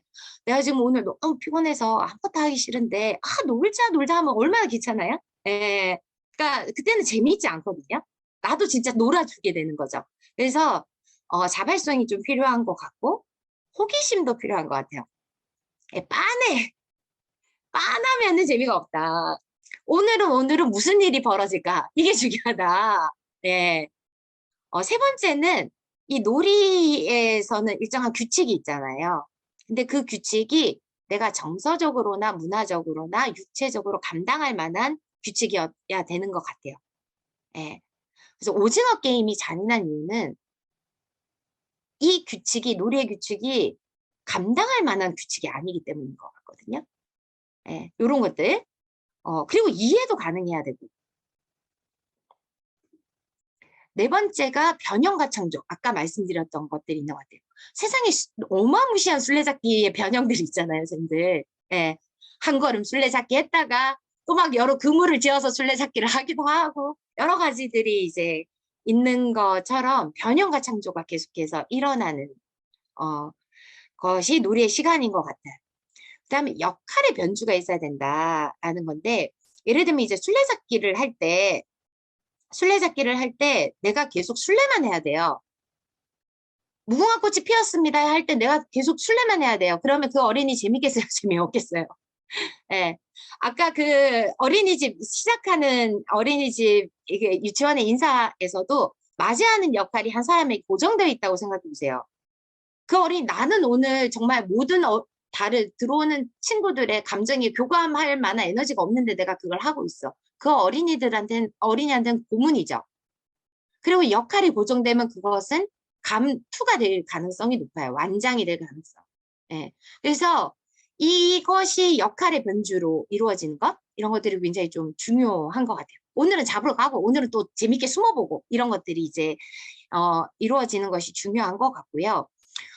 친구도 필요하죠. 선생님들 말씀하셨던 것처럼 같이 놀아줄 친구가 필요합니다. 근데 이 친구라는 것이 눈앞에 있는 실물로서의 친구만은 아닐 수 있다라는 것, 요것은 아까 말씀드렸어요. 어떨 때는 책을 읽으면서 사람이 놀이의 시간을 경험하기도 하잖아요. 상상의 나래를 펼치면서 책 속의 주인공과 놀기도 하잖아요. 예. 그러니까 이런 것들이 굉장히 또 친구의 다양성을 우리가 좀 인정하는 것도 좀 중요한 것 같고, 차이에 대한 존중 이런 것들도 있죠. 그러니까 오늘 나의 오늘은 내가 막 뛰면서 놀기는 어려워. 매일 축구하던 오늘도 축구하자 했지만 내가 이렇게 축구할 상태가 아닐 수도 있고, 혹은 축구를 하기에는 몸에 장애를 갖고 있는 친구랑도 놀 수 있는 어떤 것들이 필요하기도 한 것 같고. 그래서 최근에 이제 무장애 놀이터 이런 것들이 만들어지는 이유들도 바로 그런 부분인 것 같아요. 몸의 상태, 감정의 상태, 성별의 차이, 인종의 차이, 언어의 차이 이런 것들을 고려해서 다양한 놀이들이 선택될 수 있도록 하는 거, 이런 것들이 좀 중요한 부분인 것 같습니다. 잔소리 없음, 아까 선생님들이 굉장히 많이 얘기해 주셨던 것 같아요. 방해하는 사람 없는 거, 이런 것들이 좀 중요하죠. 안정감도 중요하다. 네, 그 얘기도 해주신 것 같아요. 놀이의 공간, 같이 노는 사람들이 안전하다라는 느낌, 이런 것도 중요하죠. 이 안전하다는 감각이 만들어지기 위해서도 인권에 대한 존중, 이것이 굉장히 좀 중요한 감각으로 요청되는 것 같습니다. 마지막이 책임이에요. 놀이에 어떤 책임이 다를까요? 아까 얘기해 주셨던 것처럼 노는 사람이 방해하지 않을 책임. 이게 진짜 중요한 책임인 것 같거든요. 근데 그것은 외부자가 놀지 않는 사람이 그만 놀아! 라고 방해하는 거. 이거 하면서 놀아! 그거 말고 이렇게 하는 방해뿐만 아니라 놀이에 함께 참여하는 플레이어들 간에도 책임이 필요한 것 같아요. 이 어린이 있잖아요. 책임을 다해서 숨어 있죠. 예. 술래잡기를 할 때 숨는 사람은 술래의 재미를 빼앗으면 안 되는 책임이 있어요. 그래서 너무 찾을 수 없는 곳에 숨으면 안 되잖아요. 보일락 말락 숨어야지 재밌잖아요. 그죠? 예. 너무 그리고 대놓고 재미없게 숨어 있어도 재미없고, 술래는 그리고 책임을 다해서 찾아야 될 책임이 있어요. 찾다가 집에 가버리면 안 돼요. 그죠? 그래서 이게 어떤 의미에서 같이 노는 사람에 대한 책임감, 존중감 이런 것들이 이제 놀이의 과정에서 필요한 것 같습니다. 그래서 결국은 놀이라는 것이 정말 재미있게 권리로서 향유될 수 있으려면 이 시간에 대해서 내가 주권을 행사할 수 있어야 된다. 두 번째, 그리고 당신은 놀 권리를 보유한 사람들이에요. 라는 마땅한 그 사회적 자리. 예. 너는 빼고 배제가 아니라 당신들도 놀 권리를 갖고 있다. 라고 해서 환대하는 거 이런 것도 굉장히 중요한 것 같아요. 예. 그래서 사회가 이 놀 권리를 환대한다라는 것은 놀이의 공간을 충분히 확대하는 것, 놀이의 시간을 확보하는 것, 네. 놀이의 다양성을 인정하는 것, 예. 그래서 다양한 놀이를 또 함께 연구하고 개발하는 것, 선생님들처럼 놀이를 앞장서서 네, 또 연구하시고 예, 잘 놀 수 있는 사람들이 많아지는 것, 이런 것들이 사회적 환대와 관련이 되어 있는 것 같습니다. 이건 좀 넘어갈게요. 세 번째가 이제 놀 권리를 방해하는 것들인데 쌤들 잘 너무 찾아주셨던 것 같아요. 첫 번째가 쌤들이 일관되게 이야기해 주셨던 것. 일관되게 얘기해 주셨던 게 너무 이제 이 놀 시간 자체가 빼앗겨져 있다. 그리고 주권을 빼앗기고 어른들이 프로그램한 시간대로 어린이들이 기계처럼 움직여야 된다. 이 얘기를 이제 좀 많이 해주셨던 것 같아요. 최근에 이제 ADHD에 대한 이야기가 굉장히 많이 이제 뭐 한 10여 년 전부터 많이 이제 되고 있는 것 같은데, 이 주의력 결핍이라고 불리는 이 증상이 개인의 어떤 질환이 아니라 사회가 만들어낸 사회적인 질환이다, 증상이다, 이런 이제 얘기들이 많이 되고 있는 것 같아요. 그래서 가만히 있지 못하는 아이들, 저는 이게 굉장히 중요한 시대의 역작이라고 생각하는데, 어린이들을 굉장히 많이 관찰하면서 실제로 뭔가 선택의 여지가 줄어든 프로그래밍된 유년기와 ADHD는 굉장히 많은 상관관계가 있다는 것이 이 책이 일관되게 이야기하고 있는 것인 것 같습니다. 그래서 사회가 최선을 다했는지에 대해서 질문해야 될 때 어린이들을 환자로 몰아붙이는, 꼬리표를 붙여서 환자로 만드는 것이 지금 ADHD를 둘러싼 사회적인 현상이다 라고 이야기를 하는 것 같아요. 그래서 어린이의 부적응이 문제가 아니라 이 사회가 어린이들에게 맞지 않게 설계되어 있다라는 것, 이것들을 우리가 좀 인정할 필요가 있는 것 같습니다. 이건 좀 넘어갈게요. 두 번째가 놀이의 공간과 다른 삶의 공간을 구분하려는 습관에 대해서 우리가 또 좀 습관도 놀 권리를 방해하는 것들 가운데 하나인 것 같아요. 근데 이 사진 보시면 아시겠는데 여기가 어디일 것 같으세요? 초등학교 교실이거든요. 이 교실의 구조에는 놀 권리에 대한 노는 것은 학교 끝나고 따로 노는 게 아니라 교실 안에서도 놀이가 필요하다라는 것에 대한 인정이 포함되어 있어요. 그쵸? 예. 그래서 근데 이 공간의 주인이 학년이 바뀌면 바뀌잖아요? 그럼 이 공간의 배치도 다시 달라지겠죠? 이런 것들에 대해서 우리가 생각해 볼 수 있는 것이 놀 권리에 대해서 좀 상상해야 될 바인 것 같아요. 다른 삶의 공간과 계속 구분하는 것이 아니라, 뭐 직장에서도 있어야 되고, 국회에도 있어야 되고, 이 교실에서도 있어야 된다. 이런 생각들을 좀 이렇게 해보게 되는 것 같습니다. 그래서 사실은 뭐 이런 공간 구성들이 가능한 것 같아요. 여기는 초등학교의 1층 현관 앞인데 요 유리문으로 된 곳이 교장실이거든요. 선생님들이 이 교장 선생님이 유리문으로 해놓은 이유는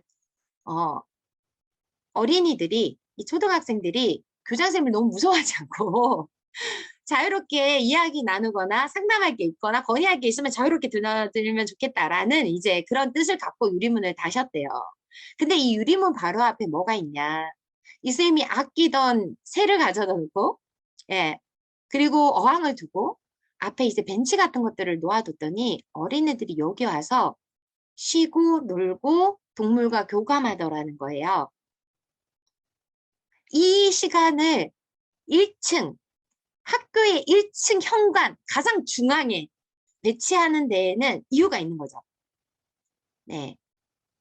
그리고 놀 권리를 중요하게 생각하면은 학생들의 교무실을 1층에 두는 게 아니라 학생들, 예, 학생들 교실을 가장 1층에 둘 것 같아요. 운동장에 빨리 뛰어나가서 놀 수 있게. 이런 것들의 변화, 네, 이런 것들을 우리가 놀 권리를 통해서 네, 만들어내는 변화가 아닐까라는 생각이 들고 학교의 이런 뭐 유효 공간들을 변화시키려는 뭐 이제 아이디어들이 많이 나오고 있잖아요. 그래서 구령대 이제 구령하지도 않는데 구령대를 이제 놀이터로 변화시키고, 예, 근데 위험하다, 안전이 최선이다가 아니라 모험할 수 있는 시간과 장소를 배정한다. 이런 것들이 좀 필요하지 않을까라는 생각이 들었습니다. 네, 그래서 학교가 공부만 하는 곳이 아니라 노동도 이루어지는 장소고, 예, 공부가 노동이기도 하죠. 그리고 또 누군가는 실제로 이제 임금 노동을 하고 있는 장소이기도 하고, 쉼이 이루어지고 놀이도 이루어지는 복합적인 공간이라는 것, 이런 인식이 좀 필요한 것 같아요. 세 번째가 놀이에 대한 고정된 생각인데요. 쌤들 최근에 게임 셧다운제가 10 몇 년 만에 폐지됐어요. 네, 혹시 국회를 통과하셨다는 소식을 알고 계신지 모르겠는데 게임과 관련해서 저는 이른바 공동체 놀이, 자연과 교감하는 바깥에서의 실외 놀이를 굉장히 강조하시는 분들이 게임에 대해서 굉장히 부정적인 생각을 갖고 계신 경우들이 많이 있는 것 같아요. 예.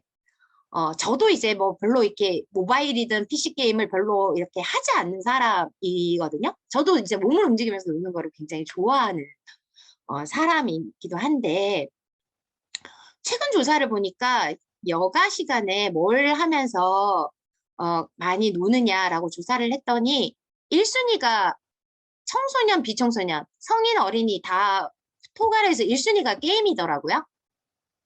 예, 그만큼 이제 이 문화 자체가 이제 변화가 많이 되었던 거죠. 그래서 중요한 것은 어떤 게임을 하느냐가 중요한 것 같아요. 게임 자체가 나쁘다라기보다는 어떤 게임인가. 예, 게임 안에 굉장히 이제 성별 고정관념, 그리고 성착취적인 게임들도 굉장히 많이 있고, 게임 문화 과정에서도 굉장히 폭력적인 언어들이 많이 교환되기도 하고, 예를 들면 놀이하면서 막 잘 못하는 사람들을 남성 이용자들이, 게이머들이 못하는 남성 게이머를 이제 비판하면서 이년아 제대로 해 이렇게 얘기하잖아요. 여성으로 격화시켜서 비난하거든요. 그러니까 이런 것들처럼 놀이 문화 안에 있는 사회에 존재하는 차별, 이런 것들이 고스란히 반영되어 있는 경우가 굉장히 많이 있는 것 같아요. 근데 이걸 바꾸려면 게임의 문법도 바뀌어야 되지만 사회도 바꿔야 되는 거죠. 사회 세계가 여기에 반영이 되어 있기 때문에. 그래서 이것을 바꾸는 것이 필요하다. 근데 게임 중에는 좋은 게임들도 많이 있다. 자연과 게임을 통해서 교감하는 사람들도 많이 있다. 예, 이런 것들도 인정이 좀 필요한 것 같아요. 예, 두 번째로는 왜 게임을 많이 하느냐라는 건데요. 두 가지가 있는 것 같아요. 하나는 돈도 없고 시간도 없고 그런 사람들이 가장 그래도 짧은 시간 내에 여가를 보낼 수 있는 방식이 휴대전화로 하는 모바일 게임이다. 이게 이제 하나가 있는 것 같고요. 그렇다면은 중요한 건 시간과 돈을 어떻게 이들의 삶에서 확보할 수 있도록 도울 것이냐가 우리의 해법이 돼야 되는 거겠죠. 두 번째로는 게임이 주는 마음들이 있다는 거예요. 게임을 사람들이 계속 하는 이유는 일종의 효능감과 관련이 있거든요. 예. 네, 게이머들이 현실보다 게임 속에서 더 강한 사회적 관계를 맺기도 하고, 그리고 더 좋은 피드백과 보상의 느낌을 받는다. 예. 이게 중요한 거죠. 그래서 중요한 것은 현실을 더 게임처럼 만드는 것이다. 현실이 게임 속 세상도 돌아가지 못하도 게임 속 세상을 따라가지 못하는 것이 오히려 더 문제라는 점에 대해서 우리가 좀 생각을 해보는 것이 중요한 것 같습니다. 네, 오늘 좀 넘어가고요. 네 번째가 사람을 구분 배제하는 차별적인 고정관념이 게임 놀이의 세계에도 반영되어 있는 경우들이 많이 있는 것 같거든요. 그러니까 이를테면 요거는 이제 서울시에서 만든 서울시 여성가족재단에서 만든 어린이 성평등 사전에 있는 얘기예요. 뭐 우리가 어린이 청소년들을 이렇게 이제 양육을 할 때, 돌볼 때, 놀이를 통해서 돌보는 경우들이 굉장히 많은데, 뭐 어린이집이나 이런 데서 색깔 지정, 이런 것들이 있는 것들 뿐만 아니라, 놀이를 할 때도 일종의 성별 배정이 있다는 얘기들 많이 들어보셨을 것 같아요. 그래서 학예를 할 때도 여아는 발레, 뭐 이런 것들 하기도 하고, 남아는 태권도, 역할극에서도 여아는 토끼, 남아는 사자, 뭐 이런 것들을, 네, 맡기는 것, 이런 것들이 있잖아요. 그래서, 우리가 이제 어떤 역할 놀이를 할 때 역할을 배정하는 방식, 혹은 남아들한테는 블록을 주로 많이 이렇게 가지고 놀게끔 하고, 예, 여아들한테는 이렇게 뭔가 이렇게 소꿉놀이 같은 이런 것들을 하도록 먼저 제안하기도 하고, 이런 것들에 대해서 우리가 좀 그 경계들을 좀 허물면서 놀이를 하는 것들도 중요한 부분인 것 같습니다. 네 번째가 다섯 번째가 선생님들 말씀해 주셨던 거예요. 놀 권리를 실현하기 위해서는 법이 필요하다. 아까 이제 강력하게 법으로 만들어야 된다라고 말씀해 주셨는데, 그러기 어려운 것이 바로 어린이 청소년들의 사회적 위치 자체가 너무나 낮게 설정되어 있기 때문에 이것이 법으로 만들어지기가 어려운 것 같습니다. 예. 교육과 관련한 법들은 굉장히 많이 사회적으로 이야기되는 반면 놀이와 관련된 것은 이야기가 잘 안 되잖아요. 어린이 청소년들이 그토록 사랑하는데. 네. 이걸 좀 넘어가서 이 어린 청소년들의 차별적인 사회적 위치를 보여주는 대표적인 예가 늘어가고 있는 노키즈 존인 것 같아요. 네, 노키즈 존. 어린이들이 시끄럽다. 그리고 미성숙하다. 주위 사람들을 불편하게 만든다. 막 이런 식의 이제 이야기들을 가지고 노키즈 존을 이렇게 만들어내는데, 이런 얘기 있잖아요. 노키즈 존은 있는데 왜 아재 존은 없느냐. 예, 이 사람들이 더 시끄럽던데? 막 이런 얘기를 하는 그런 경우들도 있는 것 같아요. 노키즈 존과 관련해서 이것이 차별이다라는 것이 국가인권위원회 공고로 일찌감치 이미 나와 있기도 합니다. 사실 이제 식당이나 이런 상업시설을 이용할 때 연령 기준이 합리적 연관성이 없다. 왜? 과일 반화이기 때문이다. 모든 아동들이 그런 것도 아니고 피해를 입히는 게 아동만도 아니다. 근데 왜 연령 기준을 주느냐라고 이제 얘기를 한 건데요. 근데 중요한 것은 저는 이거 마지막인 것 같아요. 아동이 어려서부터 배제를 경험하는 것, 사회적 자리로부터 이것이 시민으로서의 아동의 성장에 중대한 영향을 미친다. 라는 것이 이 국가인권위원회 결정문에 포함이 되어 있습니다. 예, 내가 받아도 마땅한 존재라는 감각을 어려서부터 갖도록 만드는 것이 시민으로서 자신을 인식하는데 방해 요인으로서 작동한다라는 거잖아요. 예, 그럴 때 이 배제를 경험해서 가장 미성숙하고 가장 울퉁불퉁하고 가장 정돈되지 않아도 되는 세계가 놀이의 세계잖아요, 사실. 예. 근데 이게 놀 권리가 향유가 되겠어요? 예. 이런 것들을 우리가 좀 생각을 해볼 필요가 있다라는 것이고, 그래서 우리는 놀 권리가 권리로서 제대로 인정되기 위해서는 아동에게만 있지 않은 우리 모두의 미성숙함이 인정되고 찬양돼야 된다라고 생각을 해요. 예. 그러니까 사실 이제 어린 사람의 부정적인 특성으로 여겨지는 것들이 우리 모두에게 있잖아요. 미성숙하다. 우리 모두 미성숙하지 않나요? 어떤 부분에서는 할 줄 아는 게 없다. 언제나 시작하는 게 있어요. 우리 모두에게. 의존적이다. 우리 모두 서로에게 의존해서 생활하고 있지 않나요? 책임지지 않는다. 예. 아동이 책임지지 않는 걸까요? 책임질 기회에서부터 멀어져 있는 걸까요? 예를 들어서 주방에서 음식을 하고 있을 때 어린이들이 다 오면은 주로 이제 주방에 계신 어른들이 이런 얘기 하거든요. 아, 가서 놀아. 예, 공부나 해. 이렇게 얘기하거든요. 가사 노동을 책임질 기회로부터 멀어지죠. 예. 남성들이 주방에서 막 뭔가 자신도 이제 가사 노동을 분담하려고 할 때 누군가는 또 이렇게 얘기하잖아요. 아유, 남자가 무슨 뭐 손에 물을 묻혀 이러잖아요. 그래서 매우 의존적이고 가사 노동에 있어서 무책임하고 비자율적인 남성들이 탄생하는 거잖아요. 불안하다, 충동적이다. 네. 지름신은 모두에게 다가오죠. 네. 그래서 이거에 대해서 불안감 어린이 청소년들이 저보다는 엄마가 더 나의 성적에 대해서 불안감이 큰 것 같아요. 뭐 이런 얘기를 하는 애들도 있는 것 같고요. 네. 언제 사고 칠지 모른다. 우리 모두 그렇죠. 네. 논리적이지 못하고 때를 쓴다. 우리도 그럴 때 있지 않나요? 네. 그리고 인권 관련한 모든 법에 때를 쓰면서 반대하시는 분들 너무 많이 보고 있어요. 우리 모두. 네. 제가 최근에 학생 인권 법안을 발의를 했는데 지금 몇천 개의 반대 댓글이 국회의안 정보 시스템에 달려 있거든요. 그분들 다 차별금지법 반대하고 각종 인권자 들어가는 말들에 다 반대하신 분들이에요. 놀권리 조례도 별로 이렇게 사회적으로 이슈가 안 돼서 이렇게 소리 소문 없이 통과될 수 있을지는 모르겠지만 이걸 법으로 제정한다고 할 때 댓글 다신 분들이에요. 똑같은 분들이. 정말 이분들은 논리적이지 않고 때를 쓰시는 분들이거든요.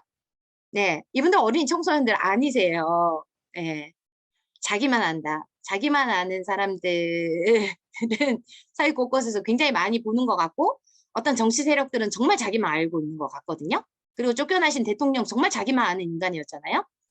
이런 것들 생각해보면 네, 저는 이게 어린 사람들에게만 있는 부정적 특성이 아니다. 예. 그리고 우리 모두에게 있는 어떤 약한 미성숙함을 어떤 불안감, 약자성 이것들을 존중하는 사회가 저는 좀 있어야 될 것 같아요. 우리 모두 성숙하다라는 것을 증명해야 되는 것이 아니라. 예. 그래서 어린이 청소년들이 그들의 어떤 특정 연령대에 속한다는 이유만으로 열등하다 혹은 오히려 열등하다고 생각하는 것 이것이 일종의 인종주의다. 나이에 따른 인종주의다. 라는 것을 좀 인정하면서 우리가 어린 청소년들에 대한 시각 자체를 바꿔야 되는 것이 출발점인 것 같아요. 그래야지 이들의 인권이라는 것, 선택이라는 것, 인생을 삶의 주권자임을 존중할 수 있게 된다라는 생각이 들고 학생인권법, 어린 것이 죄가 아니잖아요. 네, 어린 것이 죄가 아니기 때문에 이들의 권리를 존중하는 사회적인 법령들이 더 많이 만들어질 필요가 있다라는 생각이 들어요. 학생인권법이 하려는 굉장히 중요한 일은 학생들이 학교 안에서도 인간으로서 존중받도록 한다. 실권리를 누릴 수 있도록 한다. 예. 그리고 자신들의 선택에 대해서 스스로가 긍정할 수 있도록 한다라는 거예요. 그래야지 이런 학생인권법 정도는 만들어질 수 있는 사회여야지 예, 놀 권리도 권리로서 인정받을 수 있는 사회가 아닌가라는 생각이 듭니다. 마지막으로 네, 이거 50분이네요. 빨리 하고 선생님들 마지막 질문 받아야 되는데 조금 빨리 서둘러 보겠습니다. 이것은 놀 권리만이 아니라 모든 이제 이 인간의 사회적인 권리, 뭐 교육권도 그렇고 건강권도 그렇고 문화권도 그렇고 이 모든 권리가 실현된다고 했을 때 그 유엔에서 제시한 4가지 기준이 있어요. 시작하는 영어 단어가 A여서 4A라고 불리는 기준인데, 첫 번째는 가용성이 있어야 되는데 충분히 이용 가능할 정도로 마련되어 있나? 이 시 공간에 도움이 필요하다는 것이죠. 접근 가능한가? 물리적, 경제적, 법적으로 차별 없이 접근할 수 있는가? 이것이 좀 중요한 부분인 것 같아요. 세 번째가 정서적, 문화적으로 적합하고 감당할 만한 것인가? 예, 인 거예요. 근데 그것을 정하는 사람은 이 놀이의 주권자인 개인이거든요. 내가 감당할 만하다라는 거. 이것이 좀 중요한 부분인 것 같고, 네 번째가 변화하는 사회와 공동체의 요구, 다양한 환경에 처해 있는 시민의 요구에 대응할 수 있도록 유연한가인 것 같아요. 그래서 우리는 이런 놀이를 원해라는 것이 시민의 감각, 사회의 변화에 따라서 달라질 수 있다라는 거잖아요. 예. 그렇다면은 이 변화된 감각을 어떻게 알아채지? 그거는 시민들, 어린이, 노는 사람이 정해야 된다라는 것 같습니다. 그래서 어떻게 정할 것인가의 핵심에 참여가 있죠. 그래서 어린이 청소년들이 참여하는 놀이 정책을 어떻게 만들 것인가. 이게 이제 굉장히 핵심적인 것 가운데 하나인 것 같아요. 예. 오늘날 그 모든 인권 관련한 문서들은, 그리고 각종 친화도시들 있잖아요. 고령자 친화도시, 장애인 친화도시, 아동 친화도시, 이런 친화도시들이 공통되게 얘기하는 것은 어떤 도시가, 어떤 지역 커뮤니티가 나에게 친화적인가를 정하려면은 그 당사자들의 의견을 들어봐야 알 수 있다는 거거든요. 놀권리도 마찬가지겠죠. 어린 청소년들의 의견을 듣는 것이 중요한 이유인 것 같습니다. 이 고양이 뭐 하고 있을까요, 선생님? 저는 올라간다고 생각했어요. 예.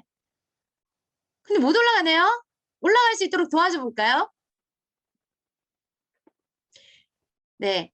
이 질문을 던졌을 때 미끄럼틀 가지고 한번 놀아본 어린이들은 정말 다양한 얘기를 하는 것 같아요. 예. 놀아본 사람이 해결책도 안다. 예. 근데 제가 이제 막 미끄럼틀 경사를 낮춰줘요, 찍찍이를 붙여줘요, 안고 올라가요, 온갖 얘기를 막 이제 이렇게 막 얘기를 하는 동안 한 청소년이 이런 얘기를 저한테 하더라고요. 선생님은 어떻게 얘가 올라가고 싶어 하는지, 그냥 저 자리에서 저러고 놀고 싶어 하는지 아세요? 이렇게 질문을 해주셨어요. 전 너무 중요한 질문이라고 생각했거든요. 예. 이 고양이한테 물어봐야 알 수 있겠죠? 예. 그럼 어떻게 해야 되죠? 고양이의 언어를 연구하겠죠. 그래서 고양이 언어 앱이 나온 거잖아요. 네. 고양이의 언어를 연구하는 사람들이 있는 이유인 것 같아요. 네. 그래서 듣자, 공부하자, 네. 감각을 노는 사람, 놀아본 사람의 감각을 믿어보자. 이런 말씀으로, 네. 오늘의 이야기를 좀 마무리해 보려고 합니다. 놀 권리가 사회적으로 인정받을 수 있는 사회가 과연 올까? 이런 생각들이 들 때 선생님들이 먼저 그 해결책을 찾아주시는 분들이신 것 같습니다. 해결책을 찾기 시작하면 네, 더 많은 가능성이 보이겠죠. 네, 그래서 선생님들이 그 해결책을 먼저 네, 열어주신 분들이셔서 저도 오늘 좀 반갑게 네, 이야기를 엮어갈 수 있었던 것 같습니다. 혹시 그 이야기 들으시고 네, 질문이나 또 의견 있으시면 네, 이야기해 주시면 네, 좋을 것 같습니다. 네, 그 사이에 네, 학교 1층 현관 기억은 회색 보셨는데 1층 현관의 기억 네, 이 얘기들도 나누어 주셨네요. 아, 네. 놀면서 아이들이 스스로 터득하는 것들이 굉장히 많이 있는 것 같다. 네. 이게 삶의 주인이 되는 시간, 이것들과도 또, 네, 연결되는 말씀을 나눠주신 것 같습니다. 최재현 선생님, 레디삐! 이렇게, 네, 남겨주셨는데 어떤 뜻이셨을까요? 고양이가 놀게 됐더라고요. 아, 네. 그죠, 그죠. 어유 짐작하고 아이고 너 올라갔냐 못 올라가는구나 하면서 물어보지도 않고 막 올려주는 거 이런 거 안 된다. 네, 맞아요. 놀 때도 저 그랬던 것 같아요. 네, 어린 뭔가 이렇게 방법을 못 찾고 있는 것 같아서 이거 이렇게 하면 되잖아 이렇게 딱 알려줬을 때 막 째려보는 어린이들 있잖아요. 네, 지금 자기는 그거를 찾으면서 엄청 열심히 잘 놀고 있는데 왜? 막 이런. 네, 그랬던 것 같습니다. 방해하지 않는 사람이 되어야 되겠다라고 결심한 순간이었네요. 네.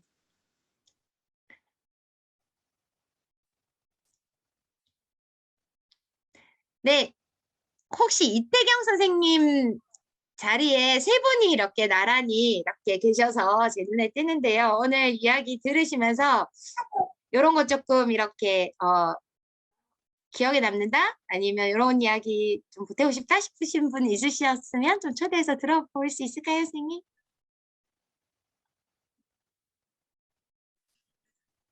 네, 저희가 갑자기 예약되지 않는 어린이집 방문해갖고 아유, 네, 후반 조금만 들었거든요. 아유, 그러셨구나. 네, 네. 죄송합니다. 아, 아니에요, 선생님. 네. 당황하셨을 것 같아요. 네. 늘 궁금했는데, 네. 저의 마음만 전합니다.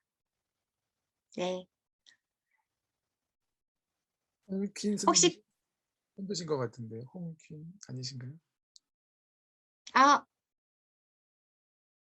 네. 음성으로 해제하신 분은 없으신데요. 네. 그러면 채팅창에 남겨주실 수 있는 분들은 오늘 좀 기억에 남는 한마디, 네. 정도 잠깐 이렇게 남겨주시면, 네. 제가 질문 하나 해도 될까요? 네네네. 그 사이에 이렇게 남기시면서 들어주세요. 네. 청소년 대상으로 지금 그 인권 활동을 하시는 걸로 제가 알고 있는데 맞나요? 아니면 전 연령을 다 하나요? 청소년 인권 주제로 주로 많이 활동해요. 네. 저희들이 이제 각 연령별로 놀이 관련된 일들을 하나하나 진행하고 있는데 저희들이 손 못 대고 있는 것 중에 하나가 청소년 분야이거든요. 네. 부모님들이 많이 관심도 있고 또 저희들이 최근 이제 부모님 통해서 듣는 이야기 중에 하나가 이제 청소년 자해하는 아이들 얘기를 좀 많이 듣고 있어요. 그래서 선생님이 파악하시기에 요즘 아이들이 그 어느 정도 자해를 하고 있는지 이것도 어떻게 그 원인을 파악하고 계신지 또 그런 문제를 어떻게 선생님들은 지금 대처하고 계신지 그걸 좀 제가 좀 궁금해서 여쭤봅니다. 자해 경험에 관한 공식 통계는 없는 것 같아요. 그거를 이렇게 파악하기가 좀 어렵고, 예, 저희가 그 관련해서는 제대로 활동을 잘 못하고 있기도 한데, 저희가 좀 가까이에서 자주 만나게 되는, 자해 시도자들은, 아동학대 성폭력 피해 경험이 있는 이들이에요. 그리고 청소년 성소수자분들, 청소년 성소수자들의 자해 경험에 관한 별도의 연구는 있어요. 다른 그 비성소수자들의 어떤 자살 시도 경험보다 월등하게 높다? 이런 것들이 이제 국가인권위 조사에서 좀 나와 있긴 해요. 네. 이 사람들이 삶을 이렇게 놓고 싶을 때 이유는 굉장히 다양한 것 같거든요. 저는 그게 청소년이라고 따로 있는 것 같지는 않아요. 청소년이라고 따로 있진 않다. 폭력 피해 경험. 그러니까 폭력이라는 게 인간의 이하로 강등되는 경험이잖아요. 그래서 그것이 굉장히 강한 영향을 미치고, 그리고, 전망 없음? 내가 하나도 쓸모없는 인간인 것 같은 느낌? 이런 것들도 지금 20대 여성들의 자살 시도가 굉장히 높아졌다라는 게 지난해 올해 계속해서 이렇게 만들어진 게 이게 전망 없음과 관련 있는 문제인 부분이기도 한 것 같고요. 그리고 학업 스트레스라고 보통 얘기되는 이 스트레스가 아까 이 전망 없음과 연결될 때, 쓸모 없음과 연결될 때 극단적 선택으로 연결되는 경우들이 많이 있는 것 같거든요. 네. 그래서 우리가 입시 경쟁 심각하다 이렇게 얘기를 많이 하는데 이것이 정말 막아야 될 아주 시급한 문제라는 인식은 별로 없는 것 같아요. 그래서 당신이 쓸모없는 것이 아니라 이 사회가 쓸모없어요. 이렇게 얘기하는 메시지가 저는 정말 중요하다고 생각하거든요. 폭력 피해자들에게는 당신의 잘못이 아니라는 메시지가 시급한 것처럼. 그래서 그걸 위해서 일종의 저는 차별금지법이 지금 국회에서 지금 심의도 제대로 안 되고 있는데 차별금지법이 통과됐다라는 소식은 청소년 성소수자들의 자살을 줄이는데 정말 큰 영향을 미칠 것 같아요. 예. 그리고 오늘 수능날 며칠 후면 수능이잖아요. 수능날 대학 입시 평준화, 입시 경쟁에 대한 폐지. 예. 그러니까 기본 학력 수준만 있으면 누구나 대학이 필요하면 대학 갈 수 있는 사회 만들자. 예. 그럼 비진학자들의 경우에도 선택할 수 있는 직업적 전망이 있다.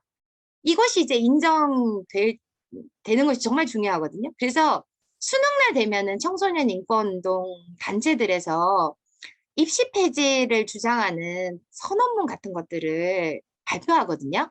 근데 이 선언에 참여하는 사람들 혹은 이 선언문이 발표됐다는 거를 사회적으로 알려내는 일이 중요한 일은 이날 수능날 자살을 선택하는 청소년들의 수를 줄일 수 있기 때문이에요.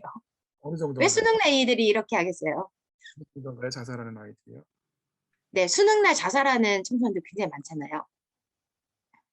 그래서 이런 것들을 우리가 같이 만들어 나가려는 노력들도 한편으로는 중요하고, 예. 한편으로는 삶의 무기력의 그 상황에서 더 이상 이렇게 내가 뭔가 내 삶을 사회를 바꿀 수 없다라는 무기력에 빠져 있을 때 놀이를 통해서 선생님들 말씀해 주신 대로 놀이를 통해서 좀 에너지를 좀 회복할 수 있는 그런 경험들을 가질 수 있다면 정말 도움이 될 것 같아요. 네.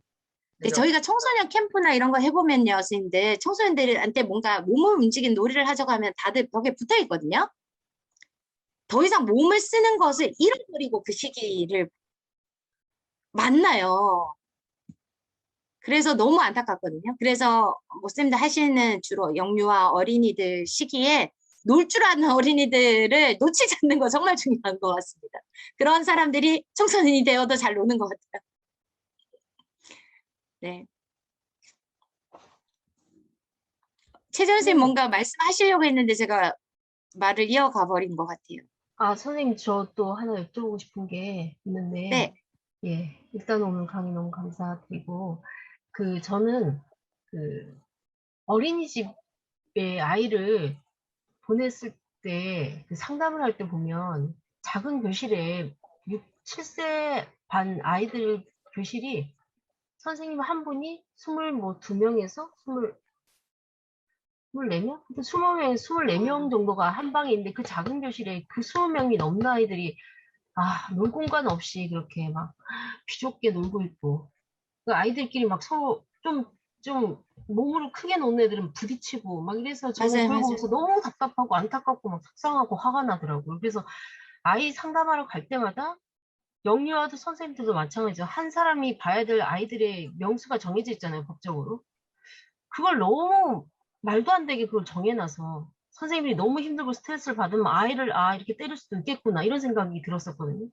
그래서 선생님들한테 갈 때마다 제가 선생님 너무 힘들겠다 수고하신다고 얘기를 하면서 이거를 명수에 대한 이게 몇 년째 이게 말도 안 되는 명수를 지키고 있다는 게 아이를 안 낳는다고 뭐라고 할 게 아니라 있는 아이들 관리 잘하고 있는 아이들 잘 놀고 행복하게 이 나라에서 이 지원을 해줘야 되는데 그런 건 없으면서 뭐 아이 안 낳는다고 자꾸 아이를 낳고 싶지 않게끔 만들거든요. 이 사회가. 이 교육부가.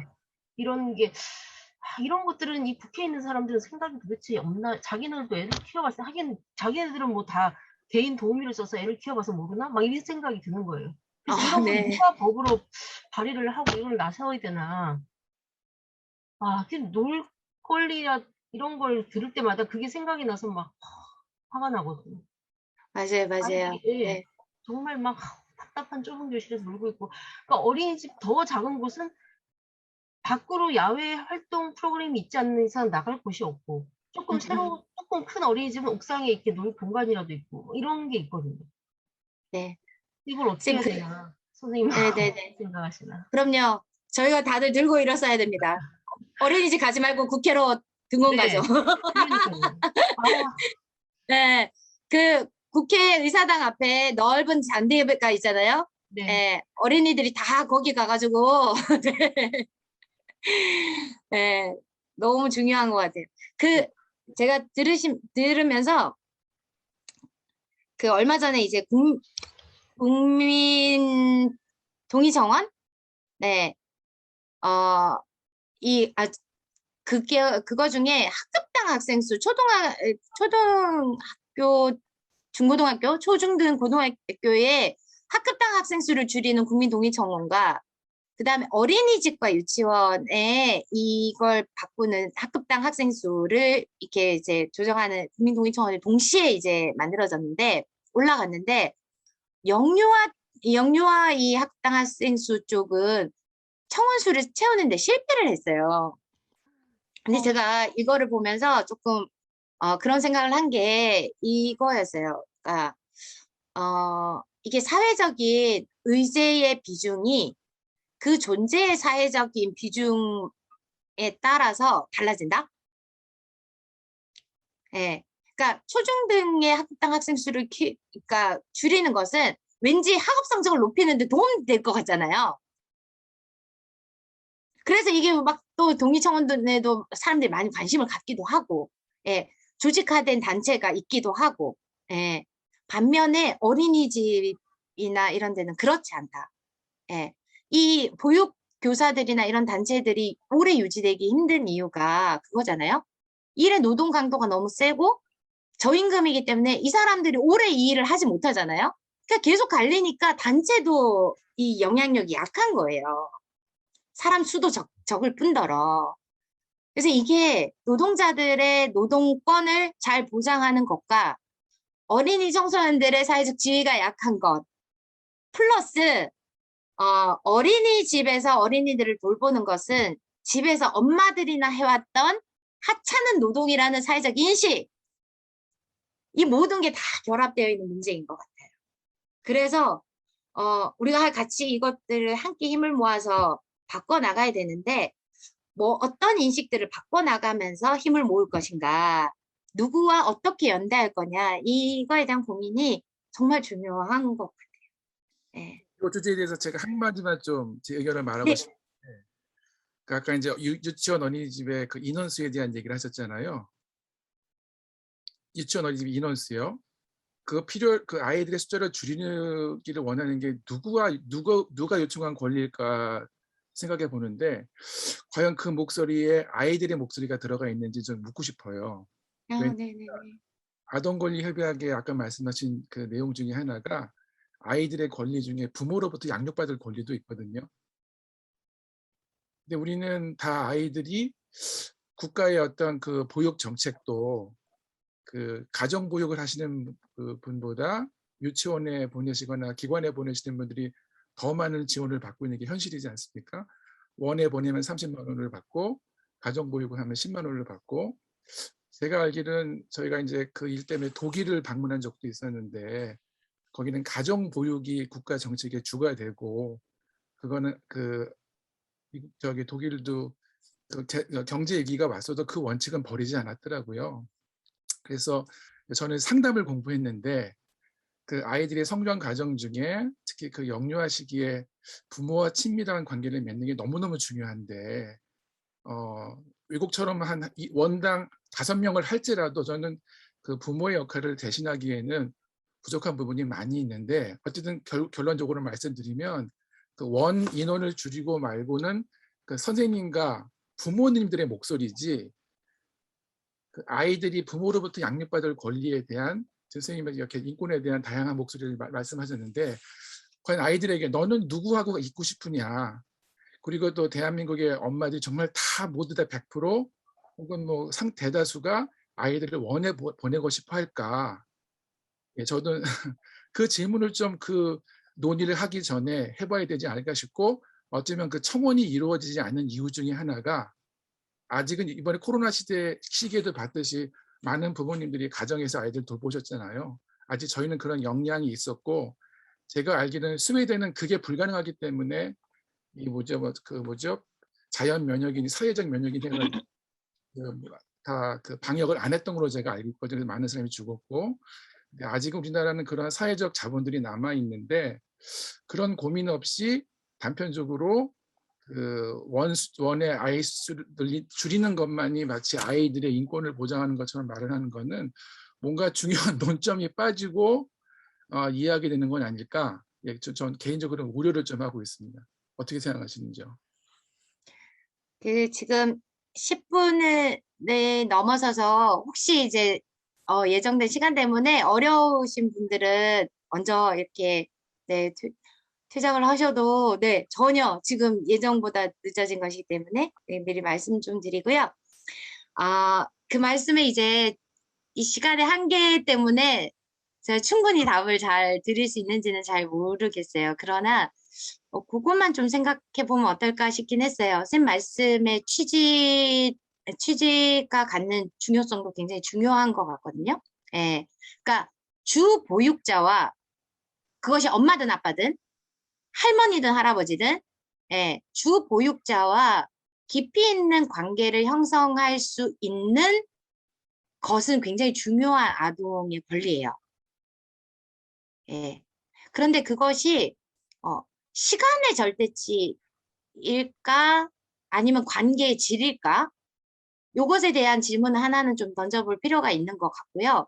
두 번째로 그것은 선택의 문제가 아니라 그러니까 어린이집의 이 학급당 인원수를 줄이는 문제와 주 보육자와 깊은 관계의 질을 형성할 수 있는 사회 체계를 만드는 일은 선택의 문제가 아니라 같이 가야 되는 것일 수 있다라는 생각이 들어요. 그러려면은 육아휴직 내는 것이 거리낌이 없어야 되죠. 예. 엄마가 뭐 육아휴직을 내든 아빠가 육아휴직을 내든 혹은 뭐 부모님이 없는 어린이들의 경우에 이모가 육아휴직을 낼 수 있는 사회 이런 사회들이 만들어져야 될 것 같고, 그리고 너가 그 보육자도 아닌데 왜 휴가를 내냐 이런 비난이 아니라 누군가를 돌보기 위해서 일을 잠시 그만두는 선택이 사회가 보장하는 시간이 될 수 있는 거? 그러면 서로가 서로를 돌보는 사회가 되지 않을까? 이런 생각들을 해보게 되면서 그런 것들이 함께 좀 추진될 필요가 있다라는 말씀을 좀 드려보고 싶었어요. 네. 네, 이렇게 시간까지 또 우리 선생님께서 질문에 답해 주셔서 너무 감사드리고요. 놀거리에 대해서 이제 여러 강의들을 좀 들었었는데 인권을 깊이 있게 고민하시고 특히 이제 학생 인권에 대해서 많이 활동도 깊게 하시는 또 선생님을 통해서 듣는 놀이권에 대한 것은 더 여러 가지 생각들을 많이 하게 됐던 것 같습니다. 네, 선생님 너무 감사드리고요. 네, 기타 우리가 이 지자체에서 이 아동의 놀권리에 대해서 또 깊이 있게 또 고민하고 확산해야 되는 것들에 어떤 것들이 있어야 될까? 지금 우리가 가고 있는 방향은 맞는 것인가? 이런 생각들도 좀 다양하게 했었던 그런 시간이었던 것 같습니다. 선생님 너무 감사드리고요. 코로나가 빨리 좀 좋아져서 대면으로 또 만나 뵙고 또 인권에 대한 놀이권에 대한 더 깊은 이야기를 나눴으면 참 좋겠습니다. 함께 해주신 여러분들 너무 감사드립니다. 감사합니다. 감사합니다. 네, 수고하셨습니다. 감사합니다. 네, 저기 오늘 댓글에 선생님 아직 못 읽으셨던 그런 부분들 한번 읽어보시고 나가셔요. 많은 이야기 남겨주셨거든요. 네, 그러네요. 고맙습니다. 감사합니다. 감사합니다. 네, 감사합니다. 배경래 선생님 강의 또 듣고 감사합니다. 싶어요. 네, 감사합니다. 감사합니다. 인권교육센터 들에 들어가서 저기 강의 신청해도 되나요? 감사합니다. 네, 고맙습니다. 네, 다음에 뵐게요. 네, 오메원 선생님 다음에 또 뵙겠습니다. 네, 감사합니다. 네. 감사합니다.